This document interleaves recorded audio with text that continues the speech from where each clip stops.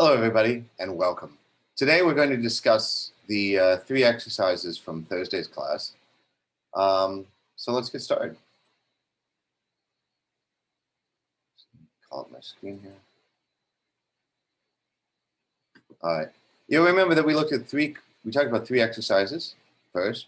One that looks at the role of temperature and gives us some experience working with EFEL, the Blue Brain Project's electrophysiology feature extraction library, and storing parameter sweeps in databases and reloading them. We have a second project that asks us to examine 3 specific morphologies and see how we feel about them. And then finally, we have a third exercise that asks us to load a specific standardized morphology, add some Hodgkin-Huxley channels, and get it to do so. Let's get started. So first of all, I do need to make a correction on the first exercise because it turned out that Hodgkin-Huxley very much did do this, and Neuron is following the way that they mentioned for the Q10 rules that they mentioned for adjusting how channel kinetics change with temperature. So, apologies for that. Let's get started. So we're supposed to do a parameter sweep and examine how the action potential duration and any other electrophysiological properties of interest to us depend on H.Celsius. Okay, and then we want to do this in a way that's going to store everything in the database.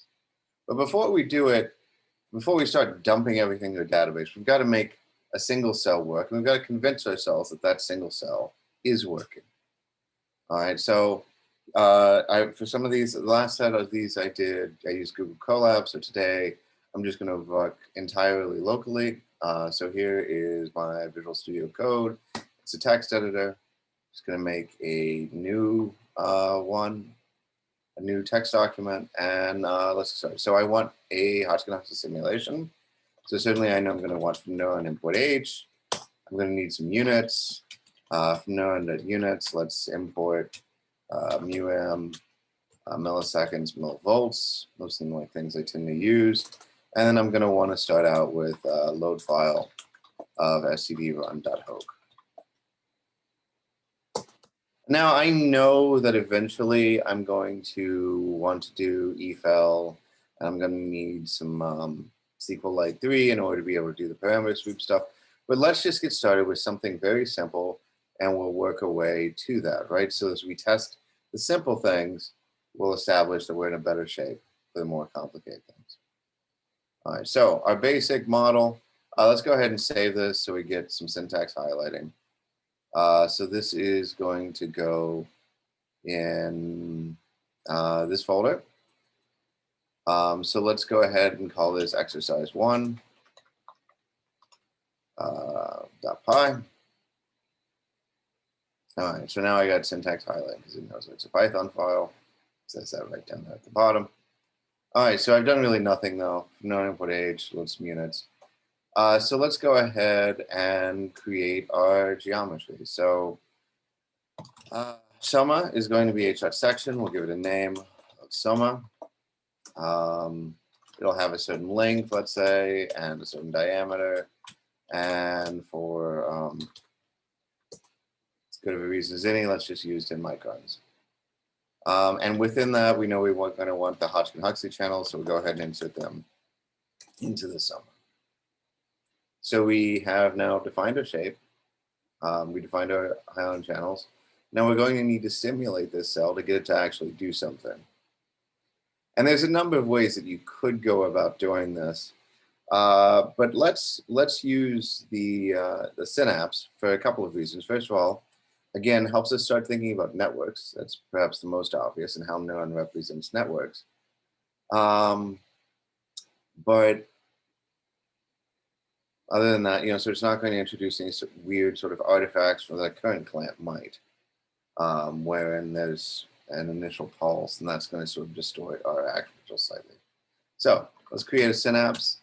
And again, Neuron comes with several different varieties built in, and you can get, a specific GABA synapse or an NMDA or AMPA or whatever thing that's already been pre-tuned and has whatever kinetics that are not necessarily quite as simple as, this one, but this is just an exponentially decaying current that starts whenever an input goes. And we'll make it excitatory. So let's say its reversal potential is 0 millivolts and it has a certain time constant. And so this is probably relatively fast, but check this out yourself. But so let's say it's 2 milliseconds. So I'm going to have a synapse on my soma. It's going to get some input, can generate a current. Cool. I need to be able to actually drive this synapse. So let's say I'm going to create a netsim. That's how we give a synaptic input when we don't have another cell. And it'll start, let's say, at a certain time, 5 milliseconds. And we only want one of these guys. So we have one input coming in at 5 milliseconds. We need to feed that in to the synapse. Remember, that's what we use a Netcon for. So let's see, in Netcon is going to be h.netcon. It's going to connect our synapse, our stimulus to our synapse. And it needs to have a certain weight. Remember, weight is a vector. Let's just start out small and see what happens. Okay, so now I have a netsim feeding into a synapse. It's going into the soma. So let's see what happens. So first of all, time is h.vector. Let's record that. h.underbar ref t. Don't forget the underbar ref, but it will tell you if you do. It'll give you an error message saying, hey, I think you might have forgotten to say an underbar ref here. All right, so I'm recording time. I'm recording membrane potential. We know there's many other things that I could record, but in Hodgkin-Huxley, there's really only 3 other things that are changing. And Hodgkin-Huxley, hh.m, hh.n, and hh.h.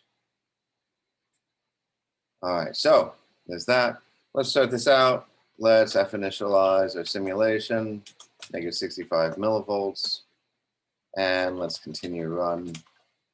Let's just say for 5. Well, don't want to do it for 5 milliseconds because that's the time of the netstim start. So let's say we run it for 10 milliseconds.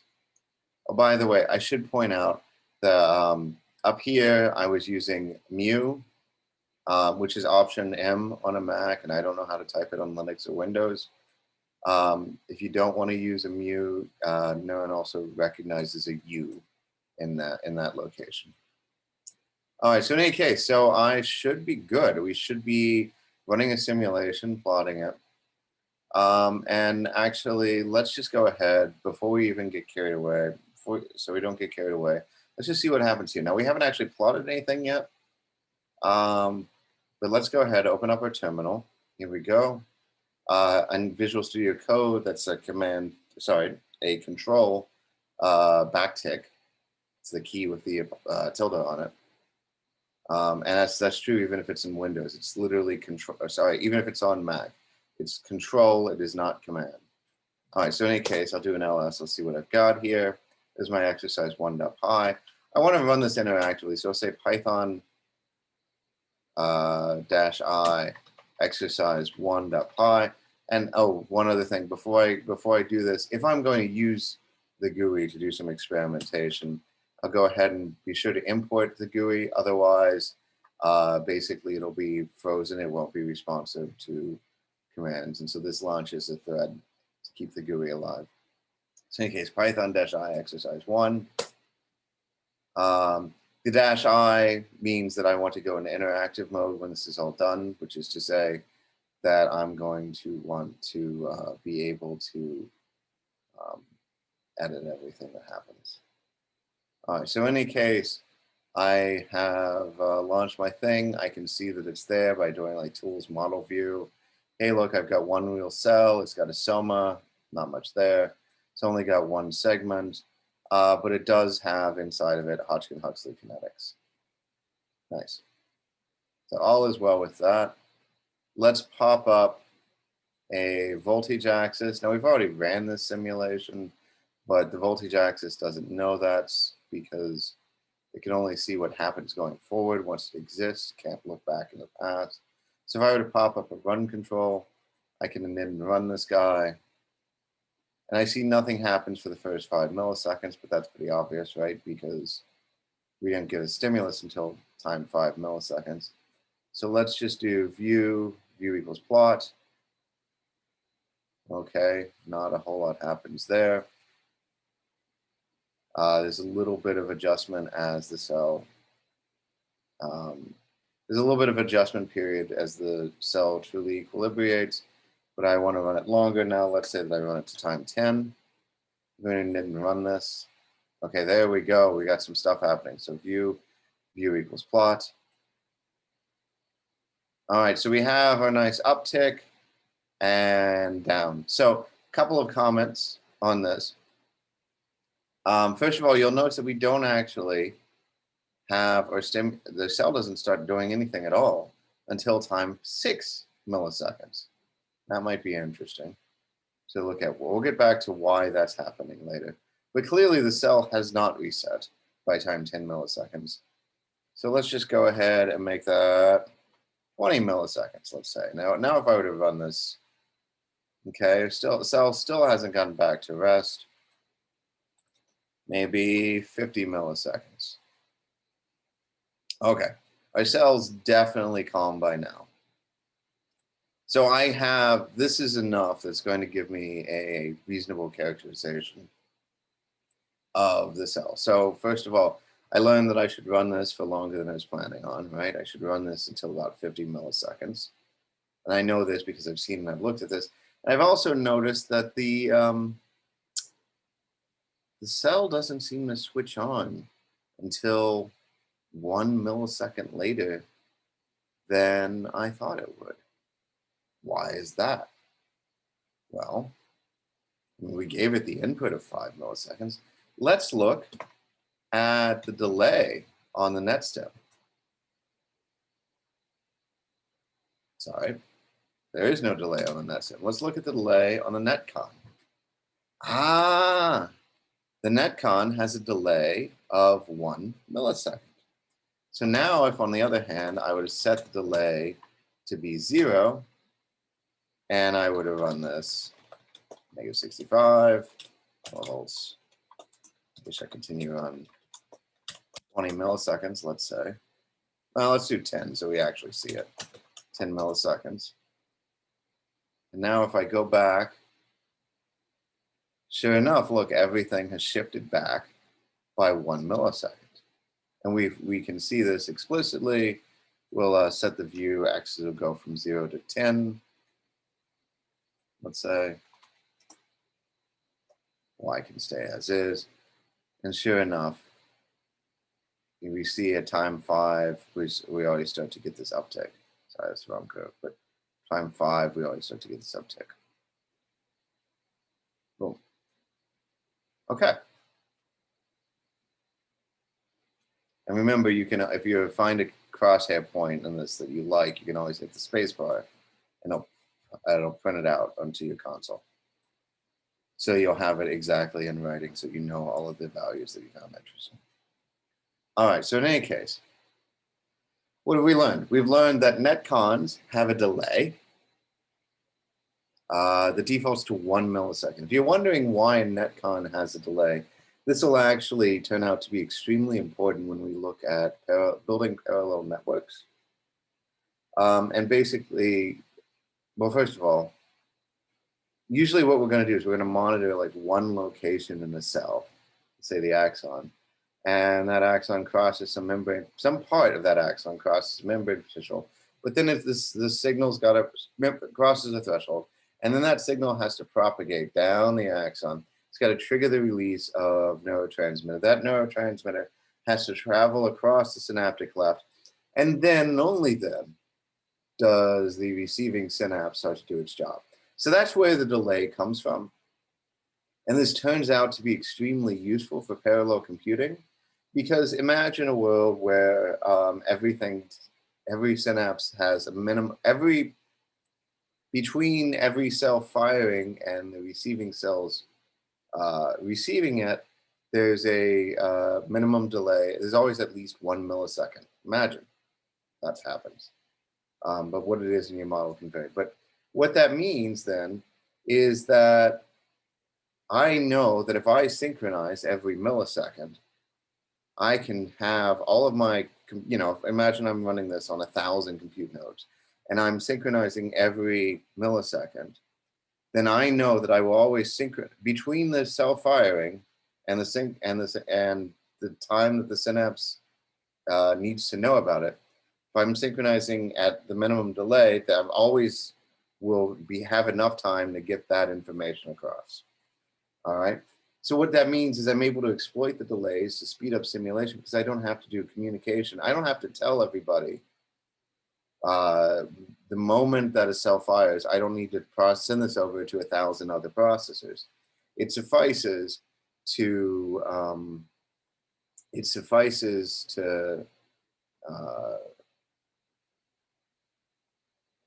I don't have to send it to 1,000 other processors. It suffices to send it according to the communication delay. That allows me to cut down on the numbers of communication events, and that improves the performance of simulation, because that is the big barrier in parallel computing, is anytime you have to communicate. All right. Well, you really never personally need to directly interact with that, but that is why Neuron uses a delay, because it's biologically true and it's also convenient. All right, so let's incorporate this. I'm going to Control D to get out of here. Let's on Windows, I think it'd be Control Z followed by an Enter, but Control Z means something different on Linux and Mac. So first of all, our Netcon has a delay. We want it to not, though, so let's have a delay of 0 milliseconds. You can't have a 0 millisecond for all the reasons I described earlier. If it's, well, first of all, this is not a thing that would actually ever happen in reality. And also, it will not play nice with parallel computing. You need a non-zero delay for parallel computing. All right, we saw that, and we saw that we want to run our simulations longer than 10 milliseconds, so let's run them to 50 milliseconds, because by that point, everything seemed to be back at rest. I didn't actually plot this in Plotly, but let's go ahead and do this. Import plotly.graphObjects as go. You'll notice there I took advantage of tab completion inside the text editor to type this a little faster. And then once this is all done, I can just go ahead and create a figure and add a trace to it. That's the scatter plot, which is just x is t, y is v. And then when we're done with that, we'll show it. All right, so now we'll run this. This isn't really an interactive thing anymore. Could be. But let's go ahead and run this. And then so what this will do, oh, we don't need the GUI anymore because it isn't interactive. And so this popped up on a different monitor, and I apologize for that. But in any case, there we go. This is our action potential graph. All right, looks like an action potential. And we see that it starts rising at about 5 milliseconds. Yep. So everything is as it's supposed to be. Right. Let's just make one more edit, so we don't need the Neuron graphical interface now. And so now if I run this, it will pop up a new graph, looks the same as the old graph, and exit. Cool. All right. So we now have our cell. It's doing its thing. All right. So we now have our cell. It's doing its thing. So we want to make some measurements on this cell. All right, easy enough. We know that we have this electrophysiology library called eFEL. So let's go ahead and import eFEL. All right. Remember, if you don't have this installed on your local machine, it's a pip install eFEL. I'll go ahead and run it. It's harmless because it's already installed. And it'll give us the message that it's already satisfied. Boom, we're good. Okay, so we now have our action potential. So let's go ahead and set up our features, and let's do some things. I'm going to leave the graph in here for the time being, because I'm going to want to compare anything that I calculate to the graph to make sure that it makes sense before I get rid of this. So remember how we do this for the feature extraction library. Every time that we're going to use it, we're going to need to send it a list of traces. All right. What's a trace? Well, our individual trace It's a voltage trace. So it's going to have a time component. That's capital T. Well, that's just our little t vector. It's going to have a voltage. Capital V. That's our little v. Voltage. No voltage, I guess. We need to tell it when the stimulation starts. Well, the stimulation starts at time. Stimulation starts at time 50. When does it end? Well, technically speaking, it's a current clamp. It's going to decay exponentially. Never. But let's just say that it runs until time 50. If you want, you can say that this is 50 milliseconds. And this is 5 milliseconds. And that's a reasonable thing to do. So that's one trace. It's the only trace that we want to analyze. So a list of all traces to analyze is just a simple one, single one. And then let's go ahead and compute some features. So efl.get feature values. Nope, not names, values. We're going to pass in the traces and then whatever features that we want to get. So what do we want to get? Well, we said we want the AP duration. And let's also look at the spike half width. So whatever else is of interest to you. And then when this is all done, let's just go ahead and print out the features.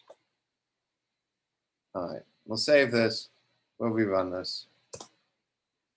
And just hit up arrow, by the way, to go back to the previous one. The graph, of course, did not change. That's good. So let's see what we've got. The spike half width is 1.5 milliseconds. So let's see, negative 63 to 40. So let's say the half. So that's a range of 100. So going up by 100 puts us somewhere around here. If I look at this, let's say we are, I don't know, 6.5 to apparently about 7.85. So that's 1.3 maybe. If that was 6.5, it's telling us the half width is 1.5. That's plausible. I believe it.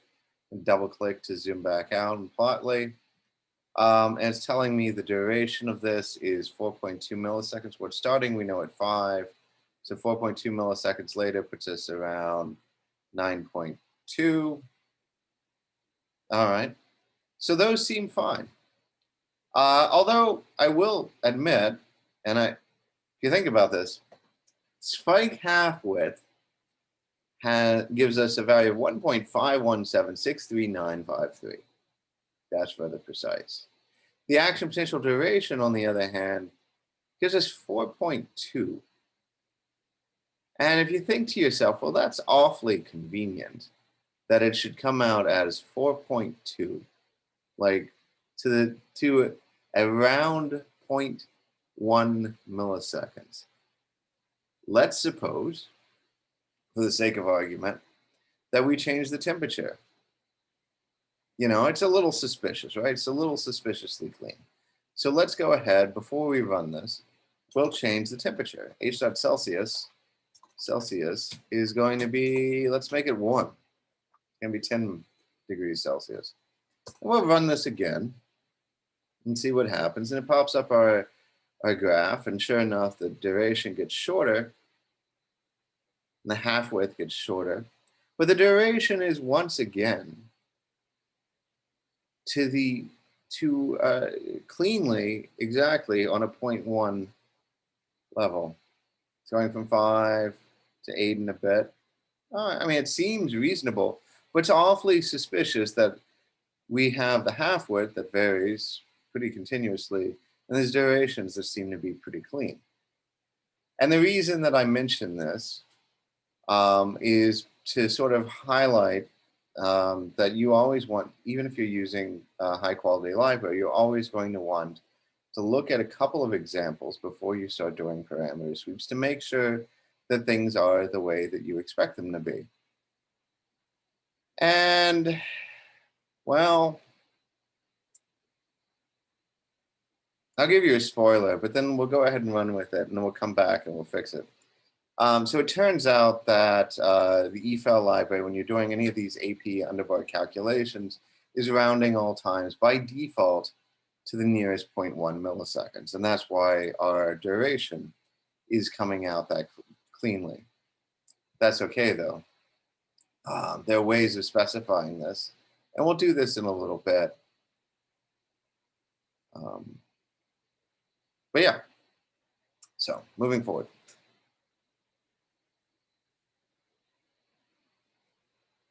So let's just see what happens though. So this is what happens when you're in a single simulation. We're going to want to run a whole bunch though. That's easy enough. So instead of h dot Celsius is 10, let's do 4 h dot Celsius. And how should we do this? You could literally list a whole bunch of values. But by the time that we start doing this, well, 73 degrees Celsius is very warm. By the time we get around to doing this, it's going to be a really long list if we want a meaningful parameter sweep. So one thing that people do maybe is a list comprehension. So we're going to for h dot Celsius in, let's say, I times 0.1 for I in range 100. So this is going to go, it's going to start counting at 0. It's going to go up to, but not including 100. So it's going to go 0, 0.1, 0.2, 0.3, blah, blah, blah, up to 9.9. Okay, so that's going to give us a fairly decent sweep over temperatures. And then we can go ahead and initialize and run our simulations.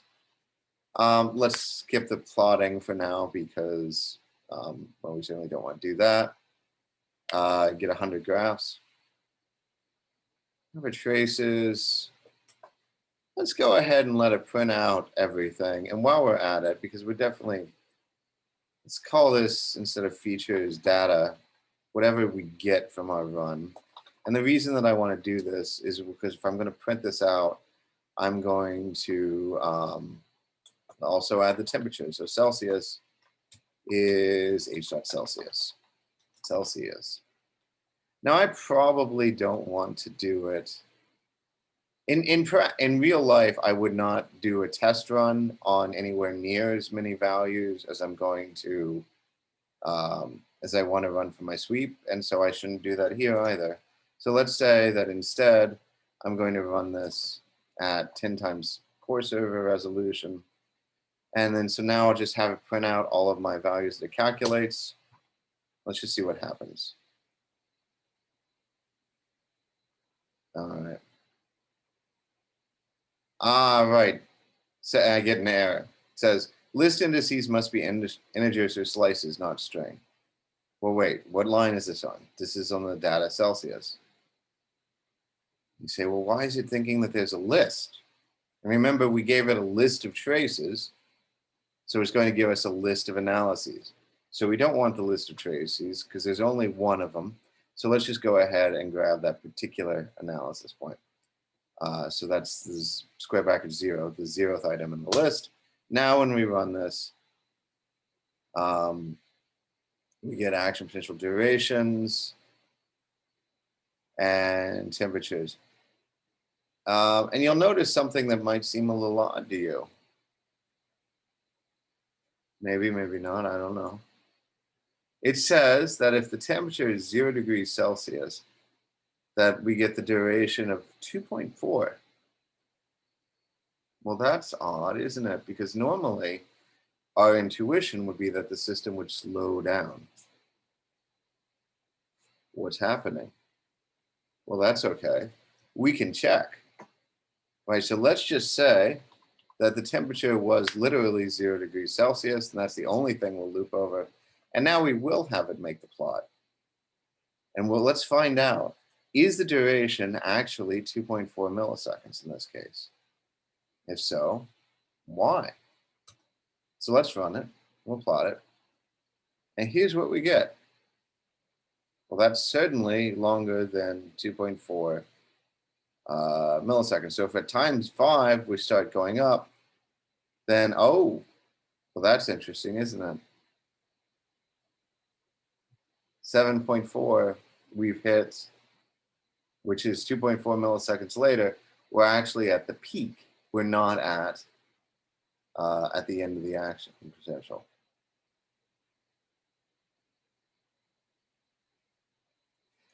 And that may seem surprising to you. But in any case, it's certainly not the correct result.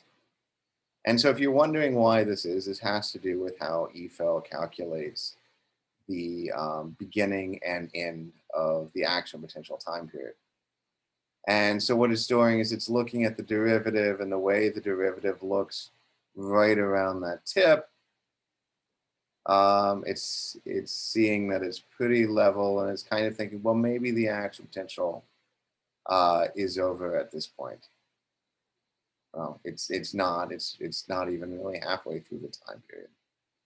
So what we can do is we can specify a parameter to eval that's going to allow us to control when it decides that that everything is over, and that's known as the down derivative threshold.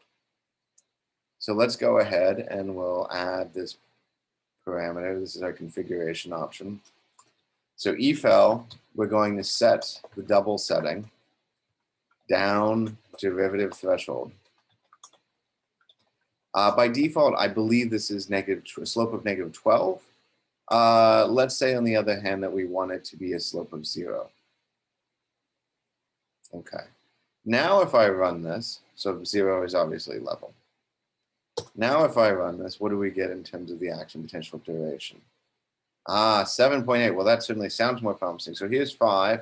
7.8 later should be about 12.8. Let's see where we're at. Where are we at 12.8? We're at the bottom of the action potential. So now we have really gone from the beginning to the end. Cool. So we've got a meaningful duration. By the way, since we're doing all of this, let's go ahead and also adjust the resolution on where on the AP duration and where it decides time starts and stops. So this is another set eval set double setting issue, and this one's called interp step, interpolation step. So eval.set double setting. We're going to set the interpolation step. Well, you'll know that Neuron's default time step is 1/40th of a millisecond, so 0.025 milliseconds. So let's just go for the nearest 0.05. And now if we run this, there we go. We'll get an action potential duration that's rounded to the nearest 0.05. Cool. So this certainly seems reasonable. Let's go ahead and continue our low resolution coarse search. Before we try and do databases, and, in principle, we'd parallelize this, and I'm not going to get into this today because it's a bit of a distraction. But Python has what's known as the multiprocessing module. You can have the multiprocessing module,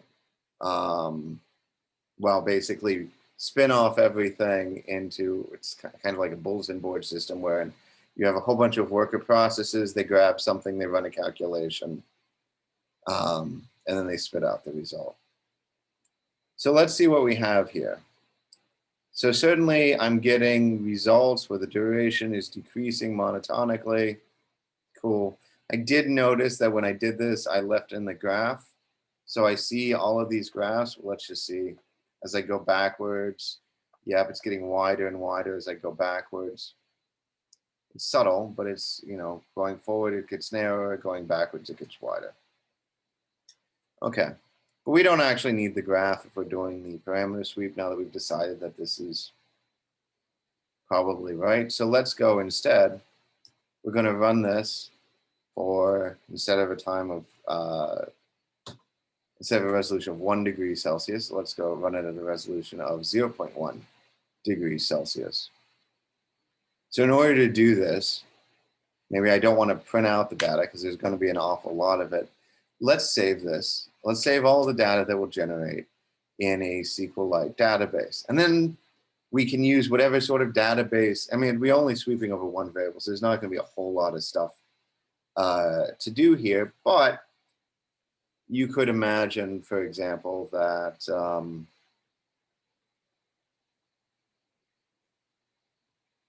well, we're only sweeping over one. There's not a whole lot to do here. But if you were sweeping over several variables, you could use this to identify with SQL to extract relevant pieces of information, or You can still use SQL even with one variable to find like ranges or, what's the relationship where the spike half width has a certain relationship to the action potential duration. You can use all of your SQL queries if you're a database expert. But I guess in order to do this, we're going to need to start out importing our database library, which is going to be SQLite 3. Obviously, you can do exactly the same thing for any other database library. So if you have MySQL, for example, there's a Python driver. You can load that in here.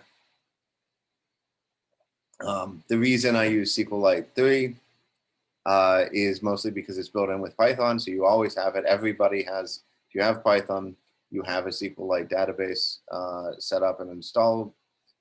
And the other nice thing about this is it's a file-based kind of system, which is to say that the database lives in a single file in your folder. You can move it around. You take your file, you can give it to me.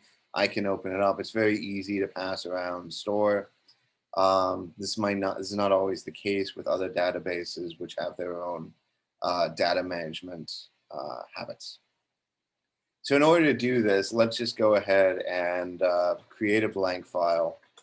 And I'm just going to create this blank file with open. We'll call this exercise1.db, and we're going to do this for writing. And we're not going to do anything in there. So that's So we're going to open a new file, and we're going to do nothing with it. And the reason for this, the primary reason for doing this is to make sure that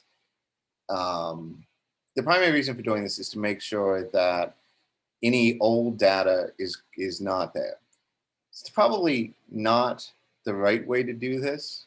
If you're doing this for real with a real project, you're going to want to just sort of check to see if any simulation that you want to run has already been run by checking in the database. Hey, have I already checked this temperature value? And if the answer is yes, skip it. Don't actually rerun. But for our purposes, we're going to omit that detail for now.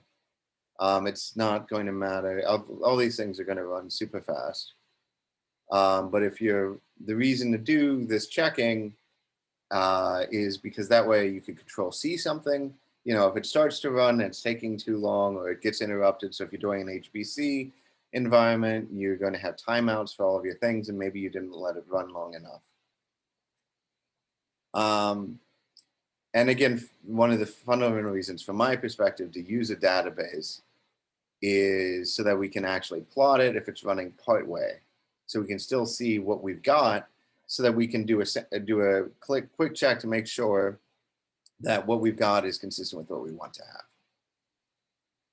Right? Are we actually getting meaningful results? We don't have to wait for everything to continue. So cool. So let's go ahead and dump this to a database. You'll remember that when I showed you how to do this, we also use the pandas library. Import pandas as PD is convention. And what PD or pandas allows us to do is basically any sort of data manipulation that we might want. All right, so how do we actually store this data in the database? So well, with SQLite 3 .connects, let's call this exercise1.db. Oh, that is what we called it. With that, we're going to connect to that database. We'll call it, give it a name. It'll be con or connection. And then we'll create a data frame. And then we'll dump this to SQL. We'll store it in a table, because everything in relational databases is stored in a table. We'll call it table data. It's going to pass in the connection. And if this data already exists, what we're going to do is we're just going to append. So if there is a table already, we're going to append. And we don't want to keep track of the indexing because it's not a meaningful concept. So let's see. Oh, well, let me show you one other thing. And again, this may be a pip install if you don't have this, but we'll import TQDM. And what TQDM provides is a progress bar. That's it, progress bar.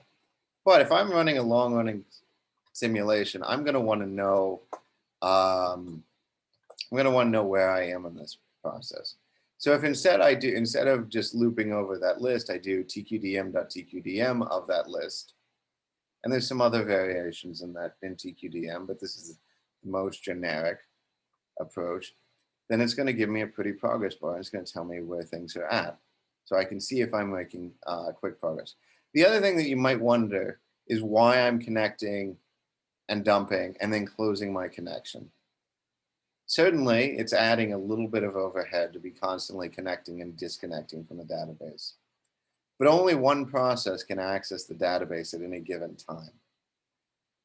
So again, it doesn't really matter here because we're doing a single threaded execution, single thread, single process execution. But in a multi-processing environment, if one of these databases if one process is connected to it, it's going to interfere with the other process's ability to read and write from the database. Now there's a timeout. It's not going to crash the program unless they can't connect for, I think it's 10 seconds or something like that. So what we can do is if we just connect briefly, output one line of data to it, and then move on. Remember, the data that we're storing is whatever's in the data variable, which is this information, right? AB duration, spike half width, and Celsius. All right, well, let's see what happens. Python exercise 1.py. All right, we got a progress bar, and we got a progress bar started popping up. And I'm actually Control-C'd it just to give us sort of a partially completed run. And this was obviously very fast. The time estimate was about 4 seconds. But can we do something with partial data? All right, well, let's go ahead and make a new file. And this is going to be our actual plotting, right? So in order to actually plot this, let's go ahead. We're going to have to read it in. So import pandas as PD. Nope, it's PD. Import SQLite3. And then let's just go ahead. We're going to connect to the database with SQLite3.connect exercise1.db as con. We're going to just go ahead and call it data is going to be pd.read SQL. And let's just grab everything from there. So select star from data. Remember, data here is our table within a database. And since it's the only table, I'm also going to just use the same name for this. I'm just going to call it all in Python. I'm also going to call it data.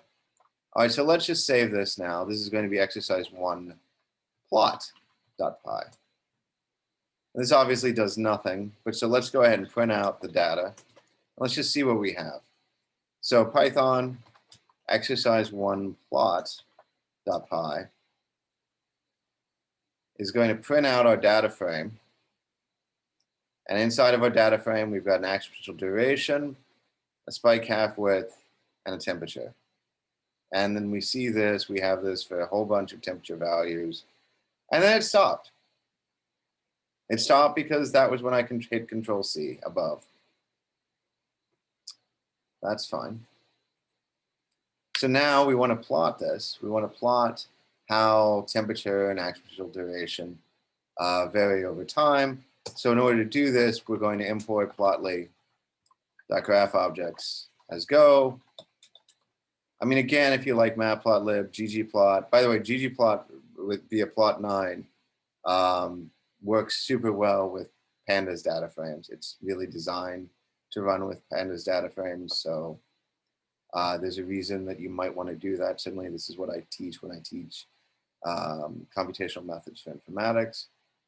But for us, let's just use Plotly. All right, so we're going to want to see how the exponential duration changes over time. So let's go ahead and pop up a new figure. So this is going to be go.figure. To this figure, we'll add a trace, go.scatter. X is data of Celsius. And on the y-axis, we'll plot data of AP duration. If you're wondering how I get those autocompletes and help information to disappear, I'm just hitting the escape button. And then once this is all done, we'll show our graph. And I split this up into multiple lines for a reason, but we'll get to that when we need to. So here we go. I've saved it. Let's run this, and I'll just say Python exercise 1 plot.py.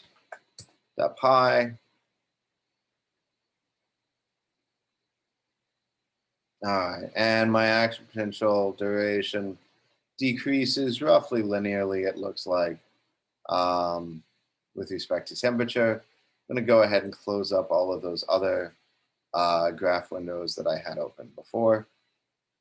Everything seems fine.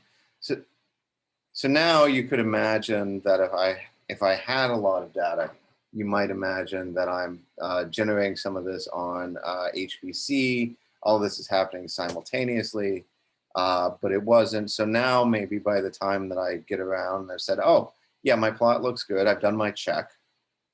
Maybe the data is completed, or maybe it's not going to complete for a very long time. But so in any case, I've reran it, and I now have updated my database, and I can plot my relationship. And now I see it's clearly not a linear relationship because it's definitely got some curvature going on. The axes are not super helpful without any labels, so let's go ahead and update the layout to have some labels.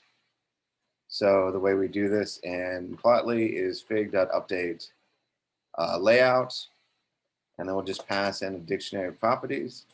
So the x-axis title could be Celsius, and the y-axis title could be AP duration. And, well, we don't really need to give an actual title, but if we wanted the title of the whole thing, we just call that title. So now if I run the plot again, it's going to pop up my plot, and I have labels. Nice. Of course, I ran multiple things, so I may as well plot all of the things. So the variables that I ran for yvar, let's call it, and well, I ran the action potential duration, and I also calculated spike half width. And if we wanted, we could actually read this from the data to see what all values that I did have. But let's not for the moment. So I'm just going to grab the corresponding column, so data of whichever y variable that I want, and I'll put that on my axis title as well. And so now what I did real quick here is I went from having one graph to having two. Right, so we've got up here, this is the spike half width versus temperature. And it looks a lot like, in shape, not value, the duration versus temperature, but that's probably not surprising. Those things ought to have, some conceptual relationship, right? If the half width is shorter, then the whole thing is going to be shorter. Okay, so there we go. So we've plotted our data. We've separated the plots from the calculation. We've stored the calculation in the database. I mean, again, this is great if we have sort of a long-running thing. We can also go back and do any sort of database magic on this to select things specifically. And the other thing that I just want to point out is that we're free now to change our plots. We can redefine them. If we don't like how something looks, we don't have to rerun our simulations. All we're doing when we're plotting is literally just pulling the data from the database. So these are two separate conceptual things. So my recommendation is to use a database, keep them separate, and it'll make your life easier as you go about making changes. With that, I think we're good. We've completed our tasks, right? We were to do a parameter sweep and examine how the action potential duration and the other electrophysiological properties you're interested in depends on h.Celsius. We saved our data to a database and plotted using a separate script. All right, so obviously today is being pre-recorded because of the CNS conference. So if you have any questions or comments on any of this, please use the Slack channel. And we'll also have a brief opportunity for questions and comments at the beginning of Thursday's session. But please use the Slack channel. All right, thanks. So moving forward, what's exercise 2?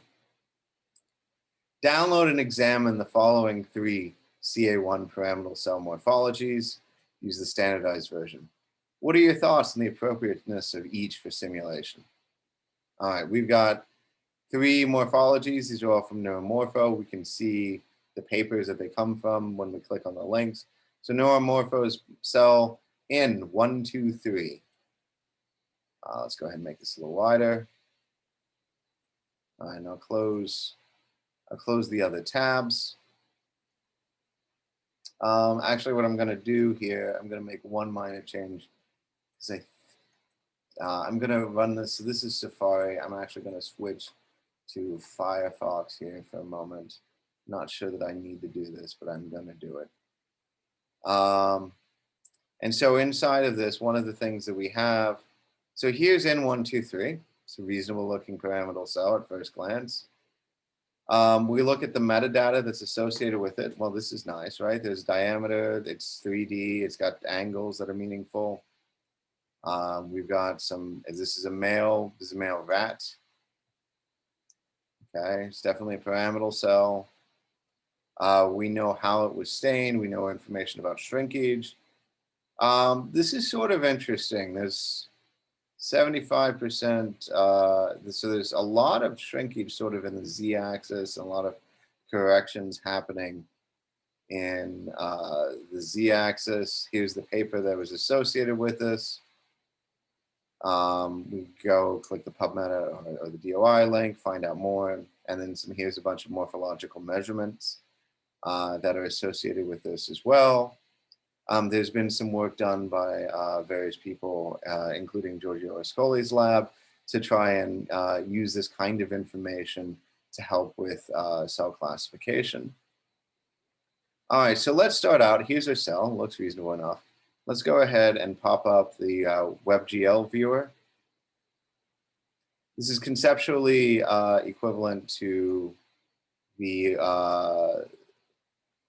this is approximately equivalent to the Java one, which is older, but Java doesn't work for a lot of people. So here's my cell. I can take this, I can rotate this around, and oh, look at what's happening in the z-axis.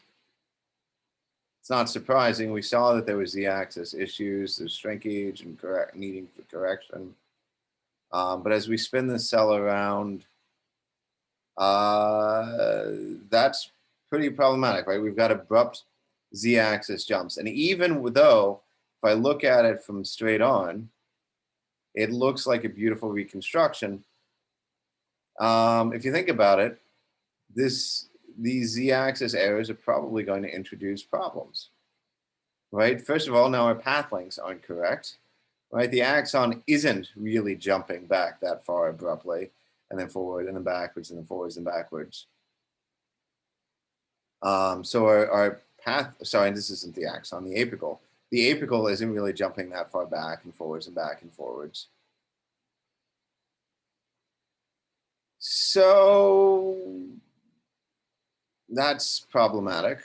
And certainly if we're using anything to calculate field potentials or anything from this, all of the z-axis variation that shouldn't be there also isn't going to be correct. But I mean, really, path lengths itself is probably enough to make this cell, while beautiful from certain angles and useful for a variety of types of analyses, it's probably not useful for simulation purposes.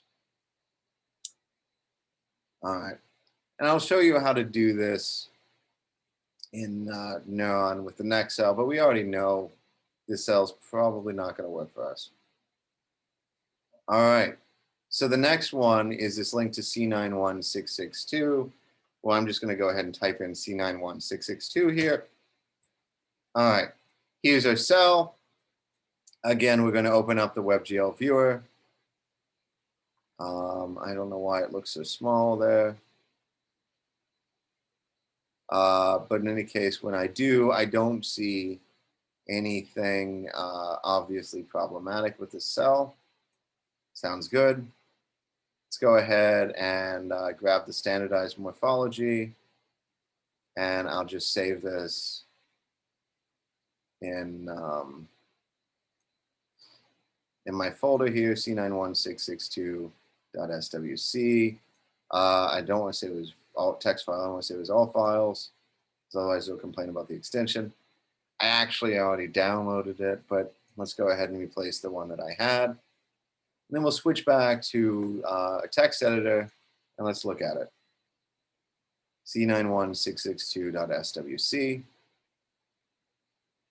All right, so we have, again, the SWC format, identifier, identifier type, X, a Y, a Z, diameter, and a parent. Okay. Well, we don't need exercise 1.py, and we don't need exercise 2.py at this point. All right, so now let's go ahead and let's start out by, let's just launch the Neuron graphical interface. We've seen that we can do this in a number of ways. Python, and from Neuron import GUI. You may have also seen that you can do NRN GUI. If you haven't, it's going to do exactly the same thing that you'd expect it to do. Well, actually, it'll do almost what you expect it to do. It'll give me a graphical interface. It does give me this OC prompt, which is slightly different from Python, which is a language called Hogue. So to make sure that I get a Python prompt, I'll do -- Python. Nope, I'll do -- Python. And there we go. Now I get a Python prompt. But so I can use either Hogue or Python. But so in any case, I prefer Python, certainly. So let's do tools, miscellaneous, import 3D. We'll click to choose a file. It actually opened up on the other monitor. Let's bring it over. I'm going to load C91662.swc. Here's my morphology. It's got a whole bunch of points. Points are not too super sampled. You may open some of these and you'll see that if they've been automatically reconstructed, the points might be extremely high density. I'll just turn off the points for now. Let's go flip on rotation mode. As I spin this around, again, it's the same experiment that I did with the WebGL version, but I'm checking just to make sure. All looks well with the world.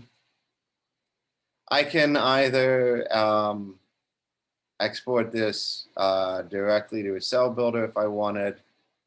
Well, I could instantiate directly, or I could export this to a cell builder and construct a class that I can just easily load in and out. You know what? Let's do that. Do I want to do that? Nah. Let's just go ahead and instantiate this. I'll do a graph, shape plot. Here it is. My cell exists. I no longer need the import 3D GUI tool. I mean, again, it never hurts to check. We can spin this guy around. And as it spins, sure enough, there's no major sort of abrupt changes to the z-axis. Nice. All right. So, looks good. There's a couple of other things that we should check, though, right? We should check to see the diameters. Are the diameters reasonable? You know, we might want to know what the minimum diameter is. Right, if the diameters go all the way to 0 or get extremely small, we could have a pinch point where current is basically unable to flow. If current can't flow, well, then the cell's not going to be activated. So this is a problem that occurs in some reconstructions. I'm not saying it happens in this one. So how do we do this? Well, we could, for example, remember we have our cell. It has a whole bunch of sections. We can loop over all the sections using allsec. So for sec and h.allsec, let's just print out the section name just as a check. Oh, well, we didn't import h. So from Neuron, import h. Now for second h.allsec, we'll print out the sections. Sure enough, we've got a whole bunch of sections. We've got a soma, an axon, a bunch of dendrites. These are the basals, and then the apical dendrites. Okay, so we've got a whole bunch of sections. Looks good. Looks good. Cool. Let's see what we can do with this. So what is the minimum of the diameter? So to do this, for second h.allsec, let's go ahead and not just print out the section, but what is the minimum of sec.diam3d? So what's the minimum 3D diameter? I don't want, incidentally, the minimum segment diameter. First of all, because I haven't subsegment. First of all, because I haven't chosen any meaningful segmentization. So there's only one segment per section at this time. But also, that would only give me the diameter at the center of the segment, and it might get really small elsewhere. So I want to use the 3D diameters. So I want to print out not just the section, but the minimum of all of the diameters. And so for I in X range, for I in range, sec.n3d. So I'm going to count however many 3D points. I'm going to grab all of them. So all the diameters, so sec.diam3d of I for I in range sec.n3d. Going to get the minimum. I'm going to print it out with the section name. And I'm apparently missing a close parenthesis. And there we go. So just scrolling through this list, got sections, minimum diameter 0.3, minimum diameter 0.4, 0.5, 0.8. Okay. So it's a pretty reasonable numbers. There definitely seems to be some favorite numbers happening, right? 0.3 shows up an awful lot. 1.6 shows up in a fair amount. 1.2, 0.3 though, lots of 0.3. So there's definitely some favorite numbers in this. Maybe that's okay, maybe it's not, but it's certainly not constant. So, okay, is thin, but that's fine. So what else can we do? Well, if I want to analyze code that's somewhere, let's go ahead and build a script for that. So, okay, so let's go ahead and build a script for this. So first of all, let's write some code. From Neuron import 8, nope, up here. From Neuron import 8.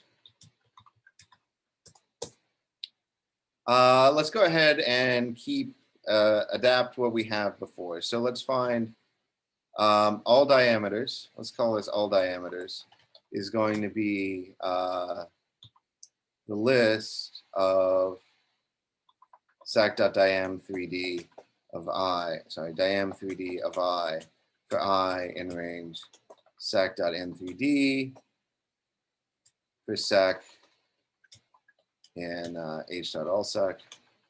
So this is now going to be a list of lists. Well, let's just run this and we'll see what it is.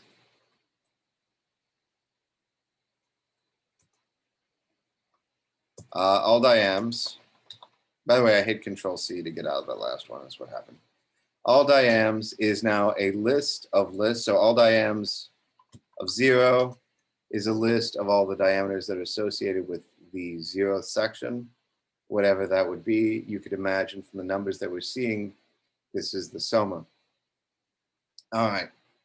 So in any case, we can actually flatten this if we want to flatten this. And the way that we flatten this, and this is a Python trick. This has nothing to do with Neuron, but we'll import a thing called itertools. And so if I have a list of lists and I want it all collapsed down to one list, I'll do itertools.chain.from iterable parentheses, and then whatever it is that what my list of lists is. And so now,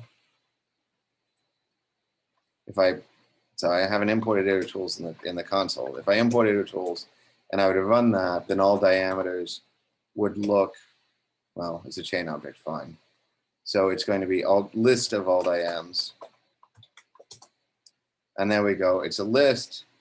There's no distinction between sections, but now I can do things like what's the minimum of all diameters.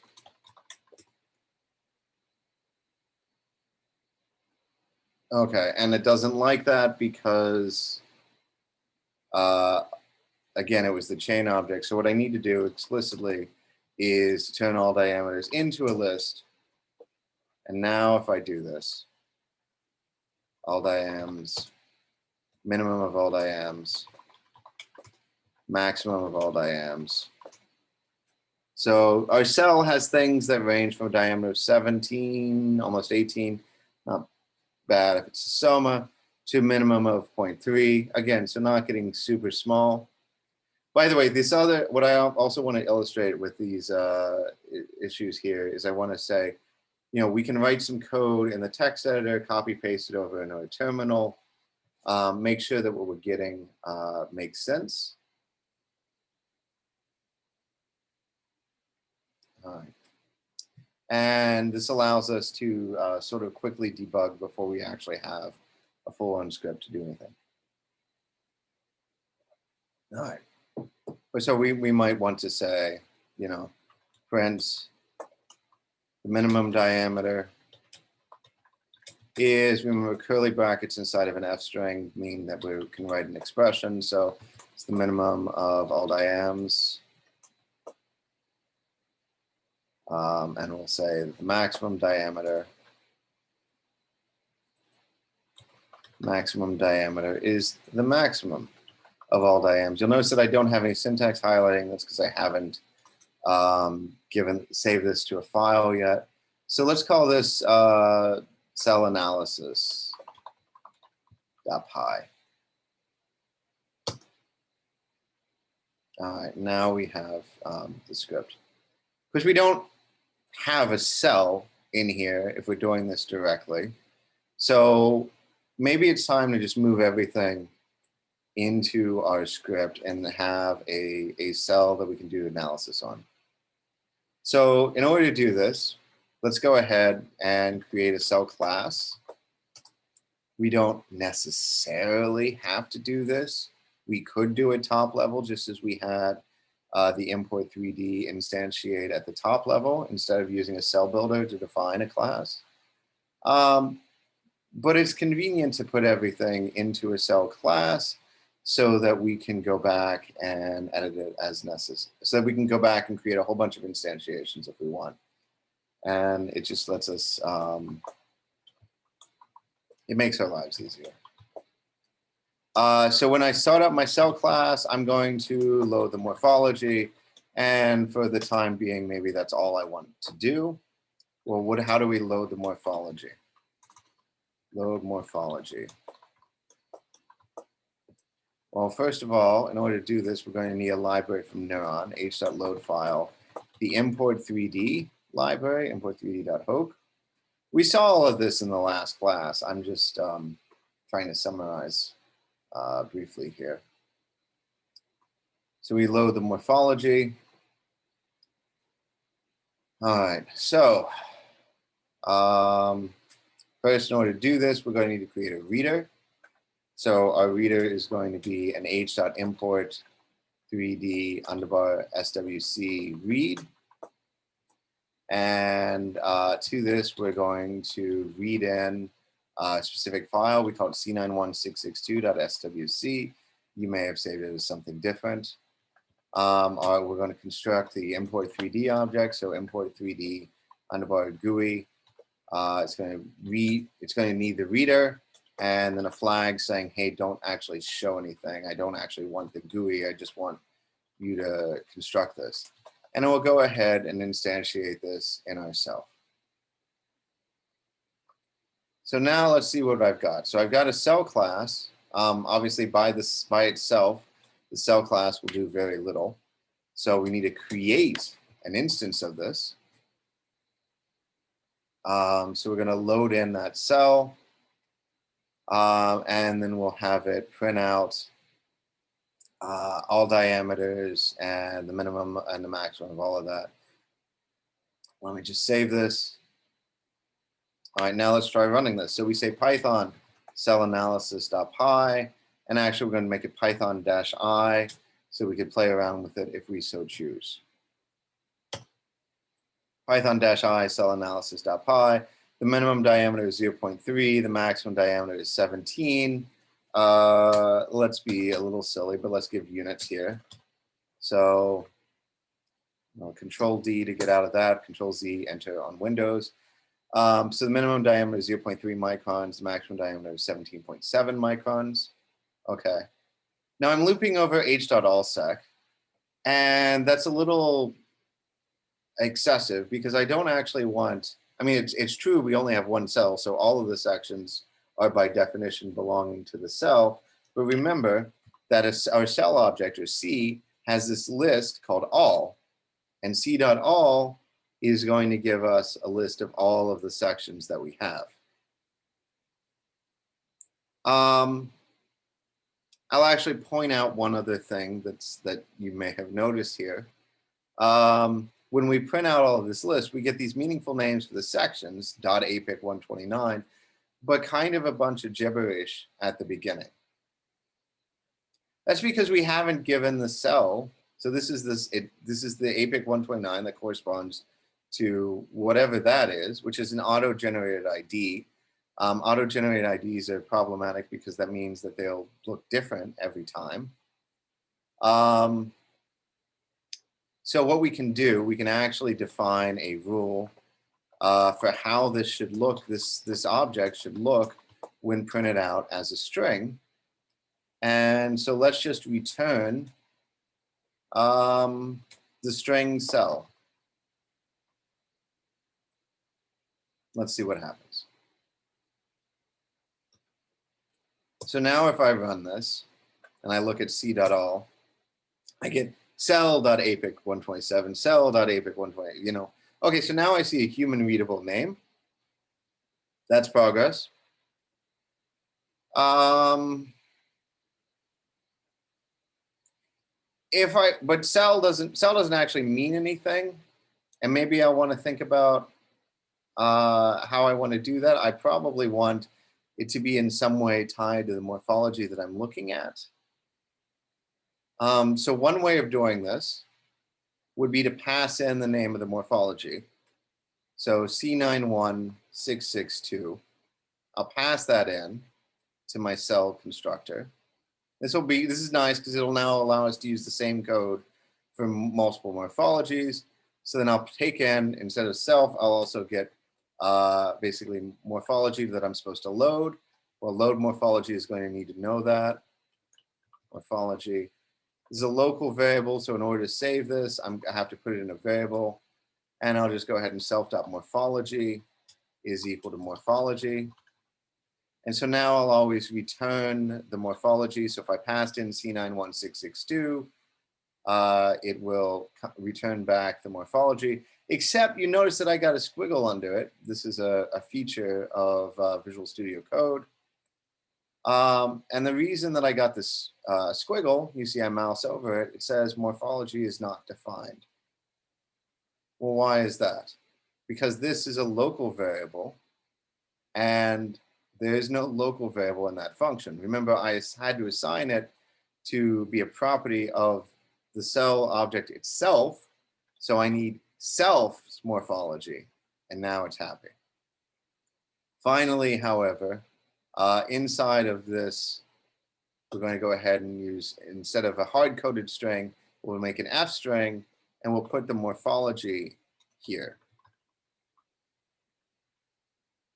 And so actually, again, so we have the same issue. Now, previously I said, let's load morphology and pass in the morphology name. But since we're going to want it anyways, let's just go ahead and store it first. And then if we store it to the self as a property of the cell, then I don't actually need it when I do the load morphology. And I'll just, you know, I don't need to pass it to load morphology because I already have myself, and so I can just directly get the self morphology. Okay, does any of this work? Let's find out. Exit out of that, rerun this. C.all. Ah, I get C91662.apic, blah, blah, blahs. Okay.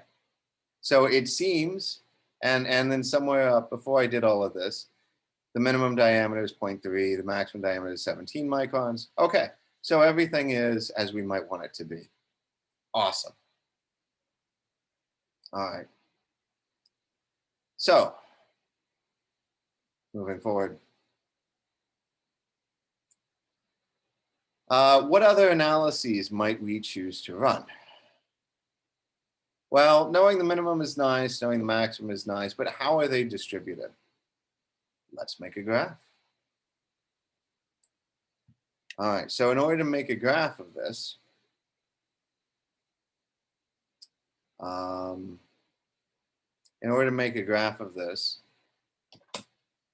going to need a for loop.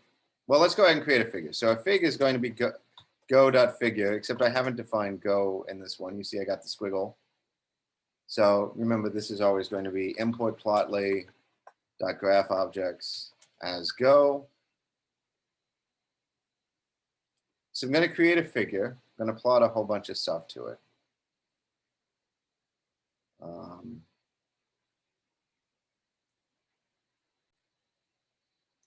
right, and again, remember, as always, there's nothing special about using Plotly here. If you like Matplotlib, go for it.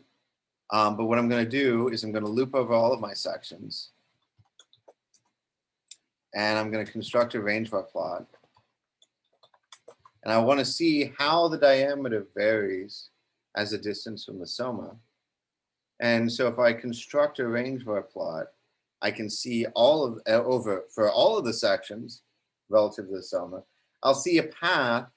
I'll see how they change as distance increases. So what will I plot? I'll plot the diameter, c.soma of 0, because soma is always a list, of 0.5. So the center of the soma to the end of the section.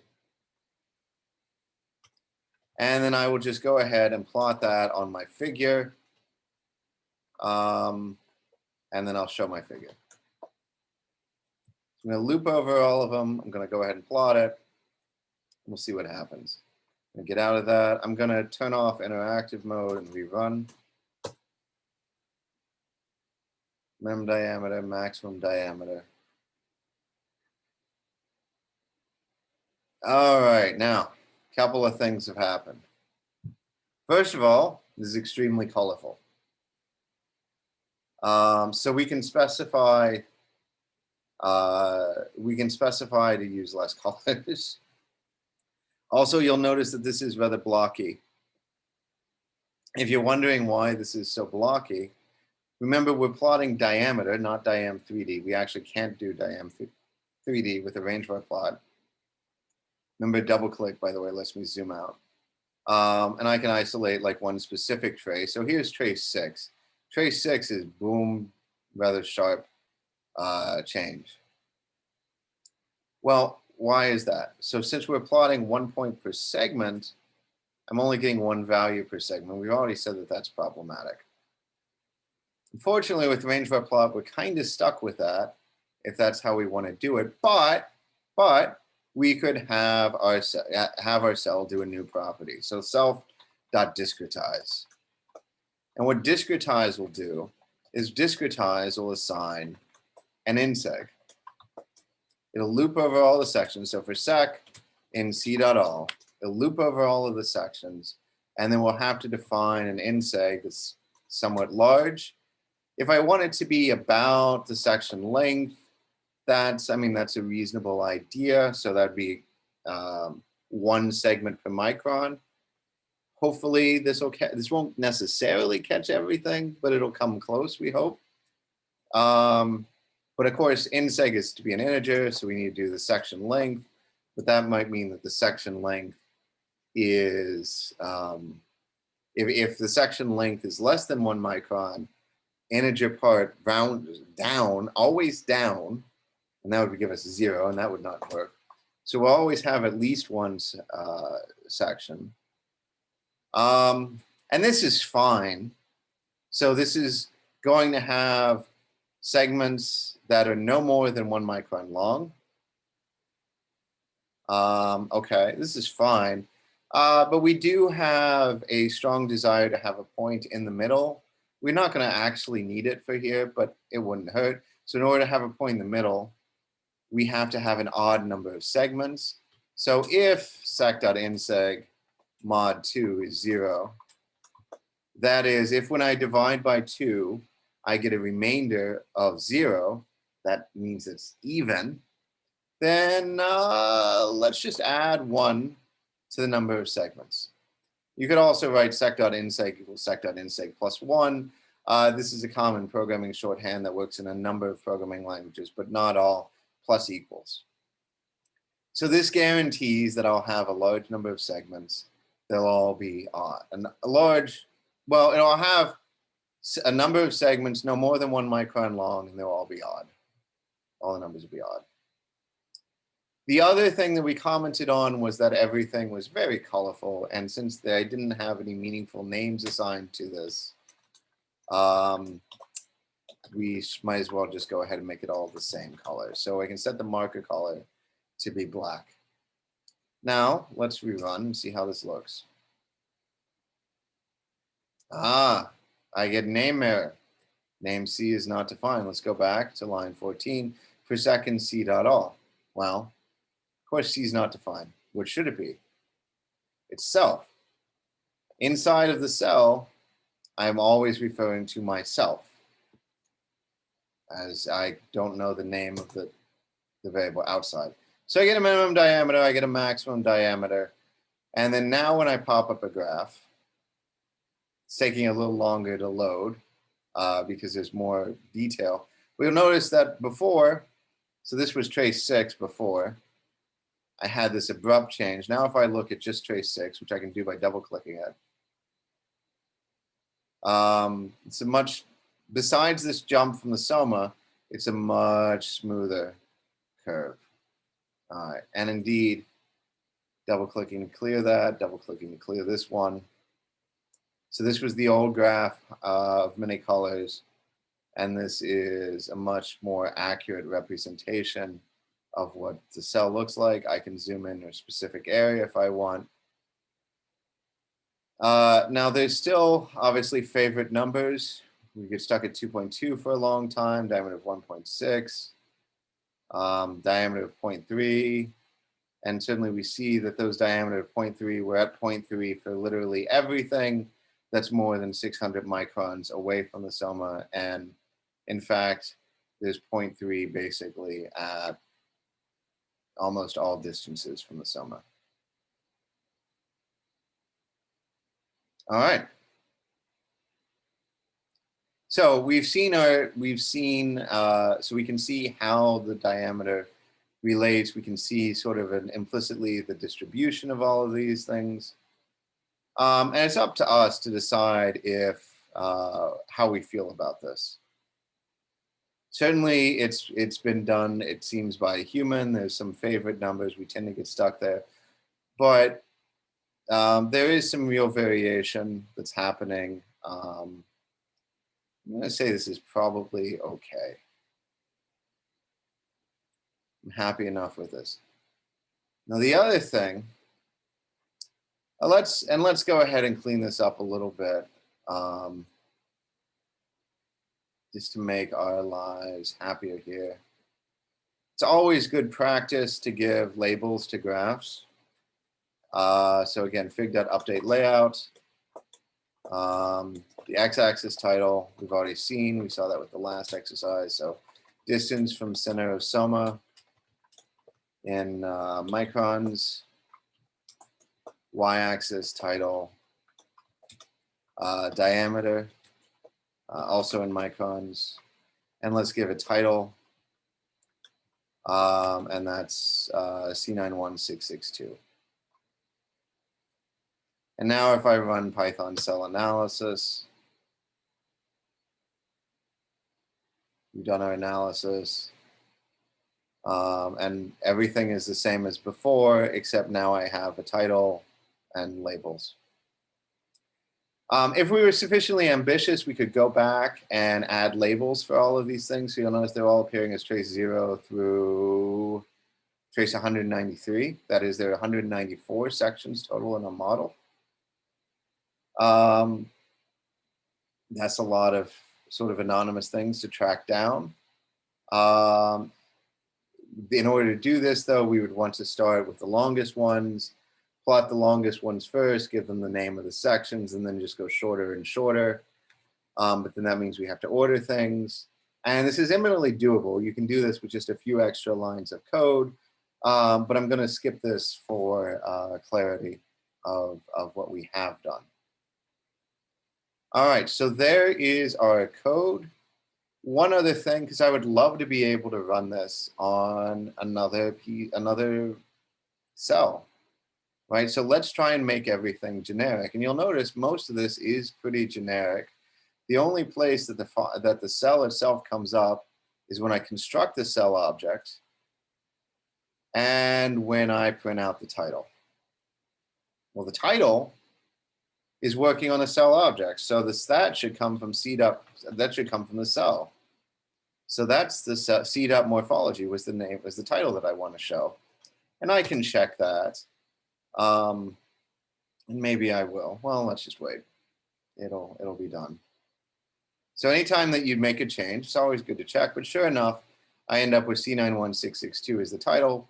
So now there's literally one place in this script that depends on the cell type, and that's this line here, line 24, C91662.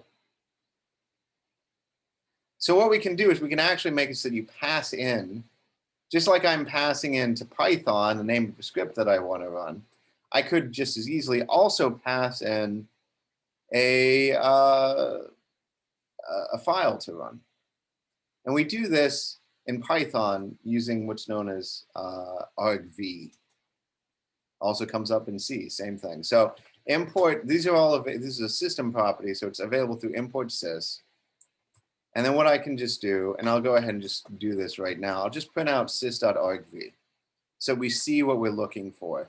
But actually, whenever you're printing something, you should always label what you're doing. So I'll make an F string. So sys.argv is equal to sys.argv.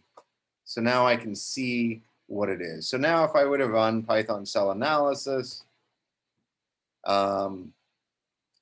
sys.argv is just the name of my script. Okay, that's pretty boring. But what if I were to instead run this Python cell analysis C91662? Now sys.argv has length of 2. And in particular, we see that the second argument is C91662, the thing that we passed in. So in particular, if the cell is constructed based on the argument in the second position, which remember, because all of these things are 0 indexed, is sys.argv of 1, then this will do the analysis on that particular cell. So, so now let's go ahead and say that we're working with, we're analyzing, and then what are we analyzing? We're going to analyze sys.argv of 1. If we don't pass a argument in, then we have, this is our argv accessing the item in the position 1, which is the second item, is an error, and it will yell at us. We could certainly check the argv, see what its length is. If the length is too short, then we could complain. And in fact, this is what you should do. This is best practice. But let's omit it for this time being. So now if I want to run this against C91662, it's printing out saying it's analyzing C91662, all as before. But I'd also downloaded N123. So let's try it with N123. And now when I analyze N123, I get a different minimum diameter. I get a different maximum diameter. And indeed, N123's graph looks very different from the graph of C91662. In particular, interestingly, we see that the diameters actually get a little bigger at one point in some places as we move away from the soma. So that's different. Maybe concerning, maybe not. Who's to say?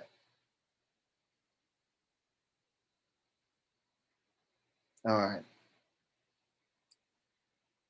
So we, and this is one of the reasons that I want to move towards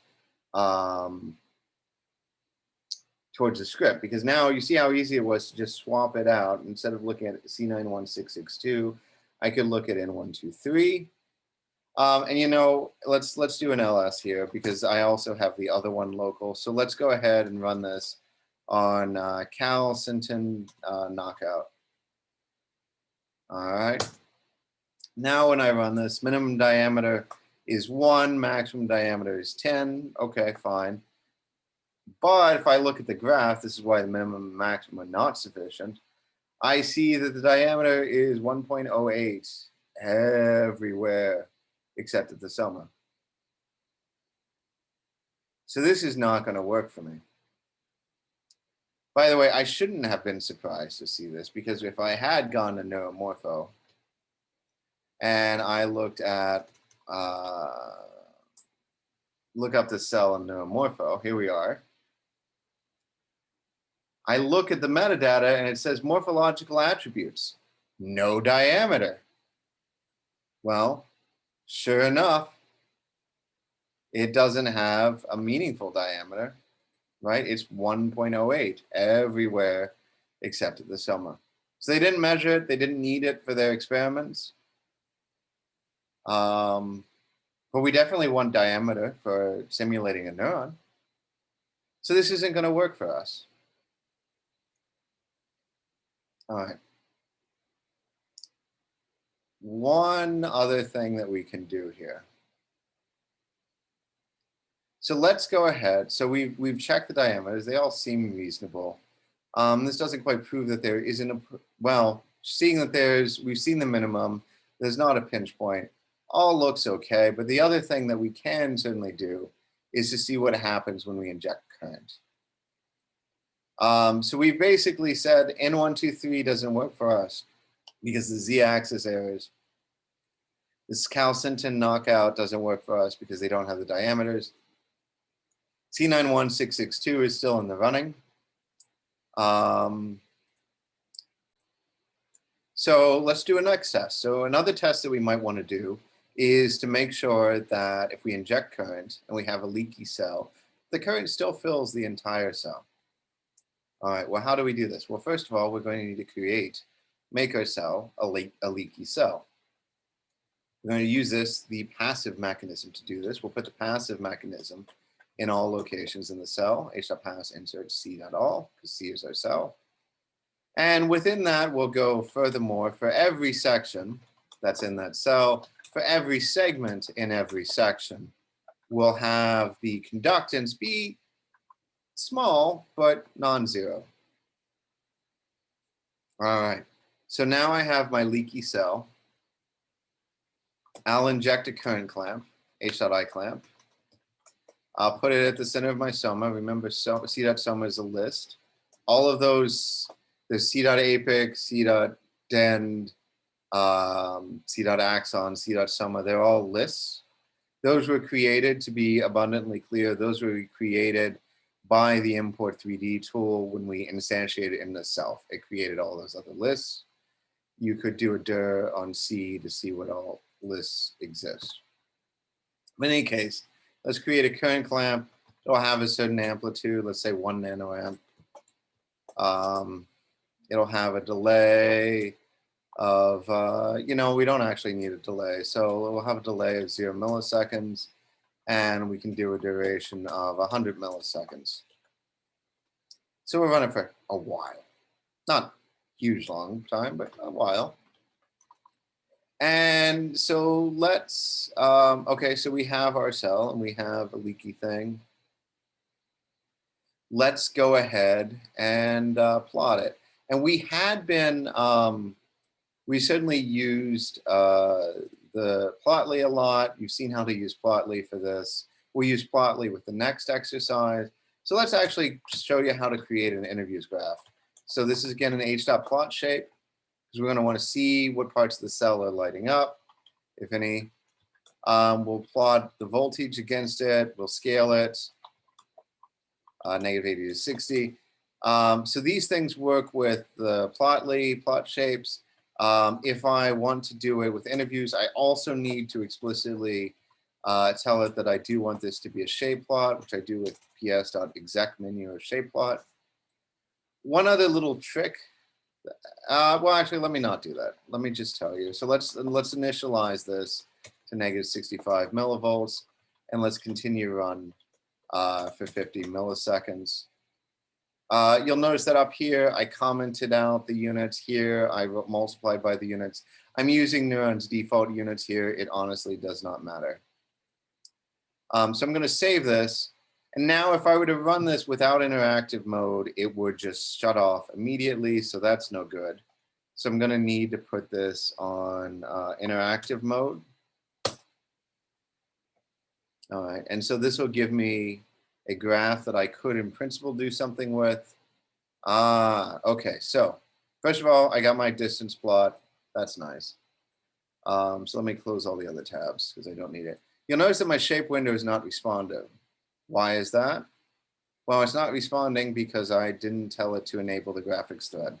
It's also not responding because what's also not running because I did not define millivolts. So from, let's start the graphics thread first. So from Neuron, import GUI. And now the moment that I've done that, now I get my graphics thread. Now everything looks okay. That's there. But this doesn't, of course, fix the units issue. So let's go back up here. Neuron will import GUI now every time so that I can have that graphical display of my plot shape. And I also want my units. So from neuron.units, I just used, I think, millivolts and milliseconds. So we'll grab those. Now we'll run it again. And I mean, this is the general workflow that you're going to want to use. You're going to want to do a little bit, test it, do a little bit, test it, test, test, test. Okay. So now a couple of things. You'll notice that my terminal is not responding. I don't have a prompt. Well, now I have a prompt, but I didn't have a prompt. I didn't have that prompt because I was in the middle of a simulation, right? So it was running a thing. So now if I look back at my shape plot, it looks like it hasn't done anything at all. Well, that's concerning. Okay, so let me show you something. First of all, I'm going to make this bigger. And the moment that I did that, you'll notice that my shape plot updated. So, gotcha number one. If you don't tell Neuron that a shape plot's supposed to be updating, it's only going to update whenever you directly manipulate it. So, we should tell Neuron that this shape plot is a thing that should be updated or flushed every time that calculations happen. So let's go ahead and do that too. So we'll go ahead and file quit Neuron, which is going to take us out of the Python prompt. All right, so in order to tell Neuron that the shape plot should be flushed regularly, this is known as the flush list. So we'll append our plot shape to the flush list. There's also a fast flush list. Don't worry about it for now, but it runs slightly faster at certain costs to the graphics. All right, so now if I run this, again, we're going to start out by popping up that range bar plot.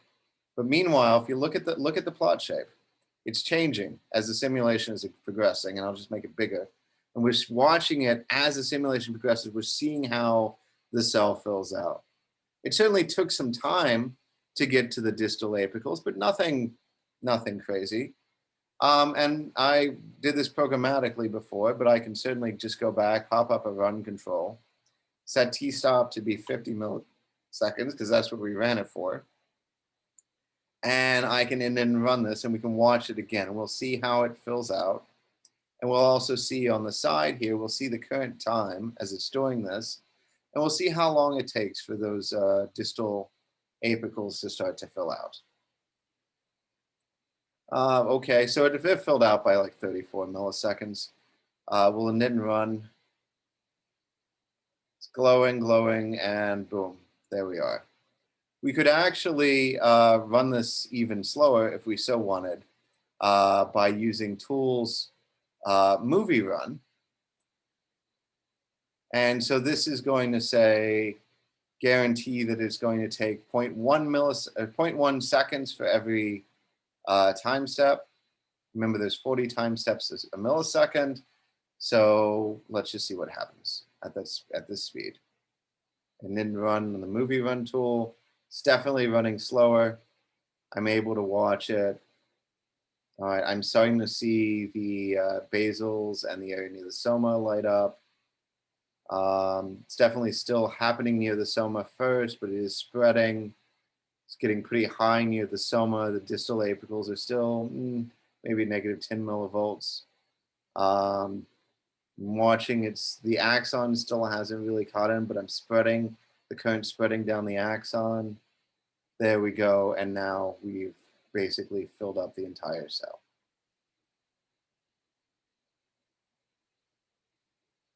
All right. And I'll just go ahead and stop this run because it's clearly done its thing. Let's suppose, for the sake of argument, let's suppose that there was a pinch point. What would a pinch point look like? Well, I can create one. So my cell is C. Remember, there's my cell.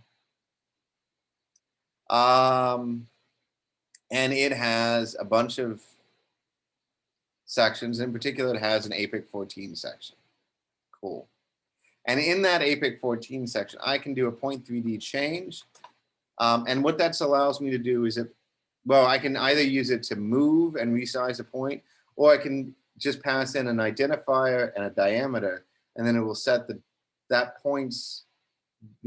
point's diameter to be as I've chosen. So let's say the 0th point, so the very first 3D point that's associated with APIC 14 will now have a diameter of 0.01. And so what I can do, so we know, for example, the minimum diameter was 0.3. So this is now a drastic change. But let's just go ahead and look at all of the diameters. So it's going to be C.APIC 14 diam 3D of I for I in range C.APIC 14 n3D. So we've got that 0.01 and then 1.6 and 1.6. So now we have sort of a drastic change.